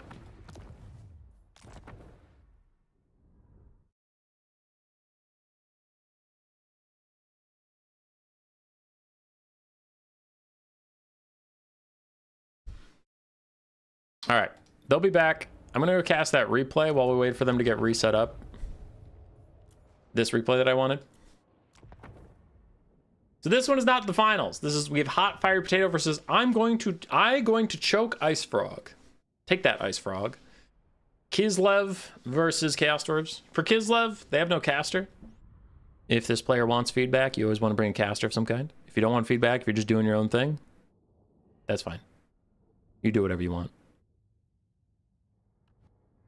The rest of the build, I actually like it. Triple Horse Archer, Lil Grom, some Kosovoid Dervishes are fine. Kossar backline, Kossar Spears front line, Armored Kossars to Grey Opens? No, okay, 2 Streltsy, and then Armored Kossar front line. Got it. Understood. Gestalten in the back with just his heal. Really want to take that Kislev heal, because I think the only other game I cast of I going to choke Ice Frog, he also took a Patriarch with healing. On the front line, we have Goblin Laborers, backed up by the Blazing Beards of Bozrok, Chaos Dwarf Warriors, triple Blunderbuss, the Kadai Destroyer, and then double Veiled Taurus Bulls, one of which is a Final Trans and Metal Caster. The other one is a Death Caster who took no spells, just heal for the Kadai Destroyer. Little Grom has got to get firing. I don't know where Little Grom is, but he's got to turn and shoot. Probably shoot at the Kadai Destroyer. Just constantly pummel that thing. In comes a Searing Doom onto the lines of Streltsy. Took about a third damage. Third of their HP is damage. Armored Kossars wandering forward. Into Goblin Laborers. I mean, Goblin Laborers do not stand a chance against the Armored Kossars. As this one charges at him. They even get shot by Little Grom. Little Grom not having those Goblin Laborers. Not accepting it. Breath attacks in from the Bale Taurus is really not that much damage. And it is losing this straight shot fight. Kossars, the Streltsy, doing more damage than it can hope to deal with. As the Kadai Destroyer jumps in, backed up by Chaos Dwarf Blunderbusses, the Kosovoid Dervish is going to take a lot of damage, but they will hold for now. Hold back the Kadai Destroyer, and Little Grom has turned his attention onto the Sorcerer Prophet of Metal. Not a bad idea to take it out before the Kadai Destroyer, so it can't offer its heal to the Kadai Destroyer. You know, take out the thing that has healing before it uses it. Blunderbusses have gotten range of Little Grom, though, getting good damage out onto him, while the other Blunderbusses do what they can. Nice shot onto that Sorcerer Prophet of Metal, who did overcast. Oh, the Demonsmith Sorcerer... Yeah, okay, that's the hero. So the Lord is taking all this damage. Oh, that's a little concerning for the Chaos Dwarves. Anyway, Overcast and Searing Doom did do a lot of damage. The Kossars and Armored Kossars are getting a little clumped up on top of each other, so some of them are getting obstructed and not able to shoot. The other ones are so close together that a lot of the spells and stuff are hitting multiple units at the same time. Little Grom is almost dead in range of the Chaos Dwarf Blunderbusses, so he is going to get shut down. Streltsy backing off to get a shot here and there. They are getting good damage out onto the big expensive things at the Chaos Dwarves, but just some slightly inefficient positioning of the units. And I don't think Gestalten's even here. Yeah, because Gestalten has been forgotten in the background, so you don't have your Lord fighting and offering a bit of that healing. So that is going to be unfortunate here for Kislev as the breath attack comes down. Really does not do very much damage against infantry at all, as the blunderbusses just rake them. Rake them across the coals, and the coals are your bullets, and raking them, you're sending the bullets over the bodies, so rake the bodies with your coal bullets. Yes. Yes. Am I Walt Whitman? Because I am a literary poet genius man. Streltsy still falling back, Armored Kossars falling back too. Kislev's trying to just kite away with their range units and get shots in where they can. Now the Searing Doom is down, but the Kossars almost dodge it, then they try to reposition to shoot at the Goblin Laborers. Instead they get hit with a bunch of flaming metal spells. Horse Archer is getting run down by the Sorcerer Prophet of Metal. He has taken a lot of damage, but it looks like he will survive the fight. Meanwhile, the Kadai Destroyer definitely got one of its heals from the Demon Smith Sorcerer of Death. Chaos Dwarfs hold the point. Their blunderbusses are slowly pushing back the Kislevites. All three of their blunderbusses are still alive. Blazing Beards of Bosrock have taken a lot of damage. The Chaos Dwarf front line has taken a lot of damage. The single entities have also taken a good amount, but with some healing and with enough damage mitigation, they have survived such efforts. And where is Stulty? Stulty! Do something. Go, my troopers, go. I am Castalton. Don't run away, you cowards. Roar. Yeah, Castalton, maybe if you're out there helping them, they wouldn't be running away, huh? Think about that, you punk. Breath attack out that exclusively hit Goblin Laborers. Don't know why they deserved that, but the Chaos Dwarves are a cruel race, so I guess that they just did it for cruel reasons. And this is looking pretty over as the Kadai Destroyer continues to run through these guys. I think it is only a matter of time till Army Losses decides to make them pack it in. Throw in the towel. Kossar's routing as well. Bounce bar gets a little worse for Kislev. And Castalton is in! Pop Sealix Lullaby. I don't think the Lullaby hit any of the other units. Oh, it hit the Armored Kossars. Lit. Kadai Destroyer still too healthy, though. I think that is going to be GG. I'll just fast forward it because we do have the finalists probably waiting for us. No Name's probably restarted his computers by now.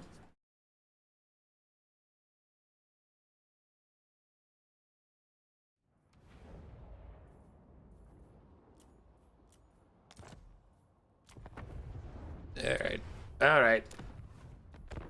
So we have a lobby. I don't know if No Name's computer is back on because the person who hosted the lobby was Fish. Okay, lobby's full, so I'm guessing he's there. 122-333. 122-333. Let's try this again. Demons of Chaos versus Beastmen for the third time. And third time is, say it with me, the charm. Both builds have to be the same because they already loaded in. They already saw each other's builds, so by law, they have to take the same one over and over again. You have to. It was for you, so I'm glad you heard it. Can you come here?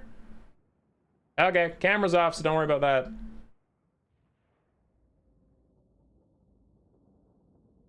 Hey, buddy. Hi. So, Chad has been asking me all stream a question for you. At least 75 different people have asked this one question. Yeah, I bet. That's and true. they asked, why are you so smart and perfect? They didn't. You have to speak up a little bit. You're probably not. They didn't ask that. That's not true. Oh. You asked that. Wait, is the question not true, or is that they didn't ask it not true? Oh! Oh, God. They didn't ask it. That's not. Okay. I am perfect in whatever you said. Perfect and smart. Okay. Aw. Wow. A couple of ducks. Yeah, there are ducks in the pond. Oh, they're getting to the pond. They're going down. They're venturing. Oh. Oh. All right.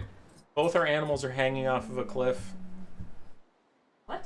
Both our animals are hanging off a cliff. Don't do this. And you have to let them both drop. No. Do you go to Arby's or Wendy's afterwards? Wendy's. Wendy's? Wow. I can't believe you have an appetite after you let both of our animals die. Hey, you gave me two options and I chose one. Yeah, You always have another choice, Grace. I would not let you fall off. Alright, since there's no camera, I have to narrate for everybody. So Grace is hugging the dog and scritching her, and the dog is wagging her tail slightly, not a ton. And she's occasionally hooking her paw around Grace's arm, pulling it closer for more pets. Ew. She is now tucking her tail between her legs and leaning against Grace. She's got her tail out. She's wagging. No, it is tucked. She's wagging.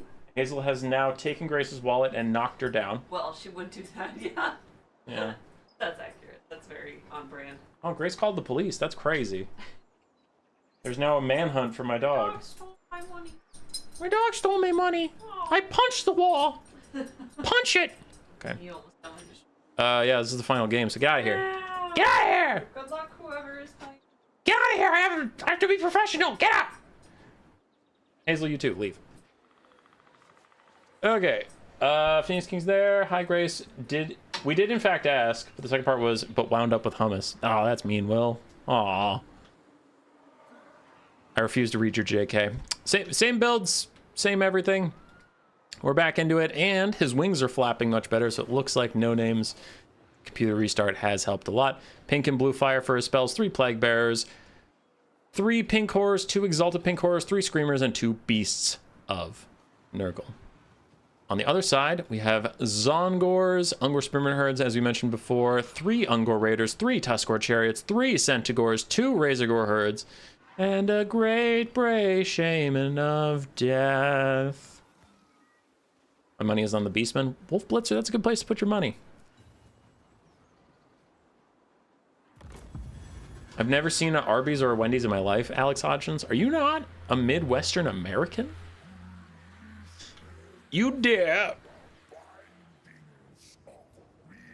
As for Wolf Blitzer, are you that Wolf Blitzer?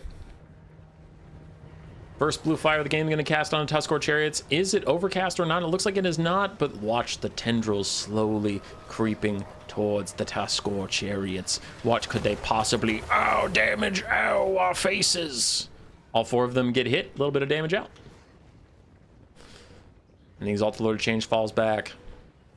Now, I do appreciate that we're getting the lag just in time to watch the Beasts of Nurgle prove why they should be meta in slow motion. Because it's really just Total War Warhammer 3 planning ahead, and they're like, no. Beasts of Nurgle have been taking too much slander for too long.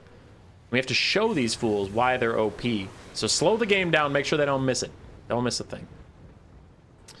Exalted Pink Horror is getting some of their shots out nice and early. Chaos Fury Summon is also out early from the Exalted Lord of Change. And the Demons of Chaos holding a defensive posture, not moving towards the capture point at all, though I suppose with the Beastmen deploying mostly in the Vanguard, they didn't want to get too aggressive and get surrounded.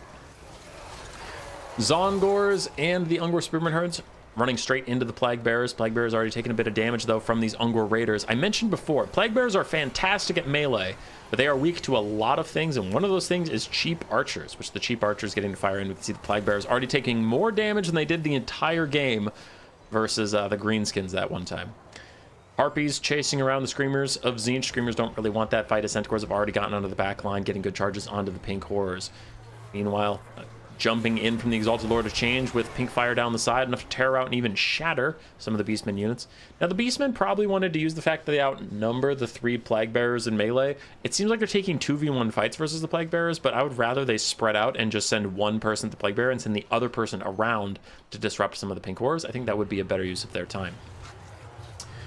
Tuskor Chariots, some people laughed at me for putting them so low on my chariot tier list. I do think the Razorgore Chariots are better, and part of that is getting shown here where the Tuskor Chariots just kind of get bursted out. They feel very squishy compared to the Razorgore Chariots. Razorgore Chariots have a bit more staying power, which I prefer. Exalted Pink Horrors getting to fire. We do have some Ungor Spearman Herds who did go around the sides, and they're now starting to disrupt the Exalted Pink Horrors. Like that a lot. As 2 Ungor Raiders are still online. One had to get peeled, but that Chaos Fury did die off. I can't remember if that was the summon or a real one, but it was a summon. There were no real Chaos Furies. We have another archer that needs to come back to the fight, and he will eventually. As another pink fire down the side of these Zongors does a bit of damage. Leadership is currently -12 at this instant screenshot, but it should bounce back up. Will it bounce back up in time to get them to stop routing? Yes, it is back up to +8. Centaurs of Tzeentch still running through the Pink Horrors on the back side. One of the Pink Horrors got down to half HP while fending off a Centaur. The Screamers jumping down on top of the Centaur's head did do a lot of damage, and the Demons of Chaos are ahead on the damage value. See what this Great Bray Shaman of Death can do jumping in here. He does have only Fate of Buna, so I wonder what he's going to spend that on. Oh, did he already use one on an Exalted Pink Horror? No, okay, its flag is just missing. Got it. So we do need to see Fate of Buna soon. I do think the Beastmen are opting too much into what the Demons of Chaos wanted. Like, the fact that the Plague Bearers are taking most of the damage, I mean, they're there to take damage. I would have preferred the Beastmen to ignore them. Use the Chariots on the back line. Don't use the Chariots on the front line. But you see the Chariots are up here, that kind of thing, so, yeah. The Beastmen are currently behind, and I think that is warranted. I do think they're actually falling quite far behind, and I am very concerned about them, but I don't think that they...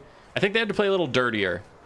but they kind of took the honorable fight where it's like, very well, I shall challenge your plague bearers to a duel. I will throw my forces at them, and when we get through your pathetic plague bearers, then we will get onto your backline. It's like, nah, dude, skip them. Skip them. They can't stop you. Screamers and one plague bearer about to demonic instability crumble away, but the Beasts of Nurgle and the Exalted Lord of Change providing that terror, providing that frontline support. Centaurs in the backfield have almost killed off 2 of the pink horrors. 2 of the Exalted pink horrors are also very damaged. And have we gotten a Fate of Buna yet? Fish! Fish, my boy! Fate of Buna, it's the only spell you took. Do it! Do it now! Fate of Buna this Exalted pink horror! Before it is too late! There goes one of the plague bearers. Now we just have single entities here. Zongors need to path past the single entities and take out these pink horrors that continue to fire into your troops. Harpies have rejoined the fight. Centaurs and Tuskor chariots holding side by side against these Screamers of Tzeentch. Looks like both those units are going to go at the same time, so maybe the Beastmen can stay in this. Give me a Fate of Buna or I will come find your kitten and I will give it a pet. The kitten does not deserve any abuse because you have made me angry, but I am getting angry, sir. And after I pet your kitten, I will send you a strongly worded letter. Fate of Buna, this Exalted pink horror, do it. Do it, you coward, before you run out of targets, because you brought only a spell that's good at killing multi-entity model things. As another pink fire goes to the Ungor Raiders, while the Exalted Lord of Change himself shuts down another Ungor Raider. So we only have one Ungor Raider that's really up and firing. Demons of Chaos frontline is falling away, and use your spell! Use it! I'm gonna lose my mind! More pink horrors dying. The last of the Screamers? Yes, the last of the Screamers is engaged. Still a lot of HP on that guy, so he should be fine. If his Razor Herds are trying to fight back, but they won't do great versus the Screamers. If the Screamers trying to fight, he's using the Fate of Buna on the Screamer. That's okay. I don't love it, but that's okay. Could have been better on the Exalted Pink Horror, but it is what it is. Not a bad target. I just think not an optimal one. So the Screamer might die from that Fate of Buna, which will get rid of the mobility and the mass on the side of the Demons of Chaos. Razor Gores just jump back on the Exalted Pink Horrors while the Fate of Buna did take out that Screamer. The last of the archers over here. Ooh, if that's Overcast. Ooh, I think that's Undercast. It only took like a third of their HP, but then the Terror out takes them out. Centaurs might have to charge over and just buy them a little bit of time while this other Ungor Raider has rallied and is firing at the last of the Plague Bearers. We have 2 Exalted Pink Horrors still left, but they are both very damaged. And then do we have the Gusto left to kill 2 Beasts of Nurgle and an Exalted Lord of Change? When 2 Beasts of Nurgle are unironically what might win you this game because of the enemy's lack of single target DPS, that's pretty poggin. If we had brought Spirit Leech, I would be much less worried, but the fact that we have brought Fate of Buna, we've only used 1 at this point. He probably has Winds of Magic for another one, but he's running out of targets. Like, maybe you Fate of Buna this over half-dead Exalted Pink Horror, I guess. That's whatever. But then do you actually have the troops left to kill these single entities? Your archers have been pretty effectively shut down by Tzeentch. Now, with only 2 leadership, as these Razor Gores that are routing get closer to you, yeah, they're going to send you, and then this guy routing next to this guy is going to make him route too. So your archers are so weak that they're going to start shattering as they just chain route over and over again. And without your archers, you can't kill the Beasts of Nurgle. So I don't know. You didn't bring the spells to deal with it. I think the Beastman build is just a little deficient. A little too focused. And then a couple critical misplays might cost them. I really did not like the Demons of Chaos build, but I think the Demons of Chaos player has played fantastically with suboptimal build. I haven't had any complaints about the Demons of Chaos play, this one. I think his target selection was really good. I think his spell usage was really good. I think all of his units were where they needed to be. I thought his build was really crazy. But if it works, it works. Beast of Nurgle still slowly grinding through Centaurs. Zongors down to below half HP, but he is... Oh yeah, these guys have self-regeneration, so he is healing a little bit. Because all the pink horrors get charged straight through. Demonic Stability should take them out soon. Neither of these archers is shattered yet. One did come back. This one actually didn't rout somehow, which is shocking. Down to like 3 leadership, back up to 11, back down to 3. But in comes the Exalted Lord Change. This should be the end of the Ungor Raiders as they continue to try and kill the Beasts of Nurgle. More Zongors are back in, but there's just no combat prowess left here for the Beastmen. They're out of steam. You have some almost dead Zongors that have routed several times. You have a Great Brave Shame and a Death. You can't beat this Exalted Lord of Change. Unironically. And we haven't even seen any army abilities of Tzeentch that I know about, so either we have Bolts of Change coming for that Great Bray Shaman, or we have Arcane Surges or whatever to keep giving the Exalted Lord of Change more spells, and then you can get back up in the sky and just blue fire your Lord over and over again.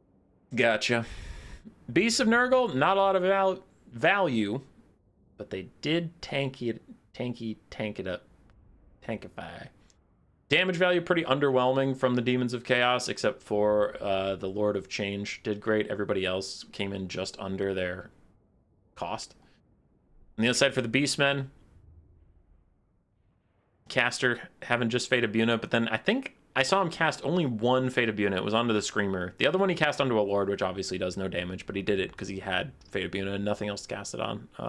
So I think if he had been more aggressive about casting that quicker at the start of the game, like one onto an Exalted the Pinkor, another one onto a Screamer, maybe it could have been enough, but just pretty much not having a caster all game really hurt Fish a lot. Brutal. Ungol Raiders did solidly. Centaurs did solid jobs.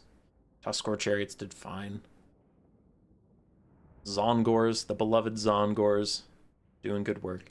That is it for the tournament. No Name will win. No Name, the name that I do not know. No Name. GG's, well played to him. Is Tequila Sunset still streaming? Because we could raid him while we still have people. Redirect, add, Tequila Sunset. There it is. Boom, saved. Get out of here. Go watch Tequila Sunset. Go on.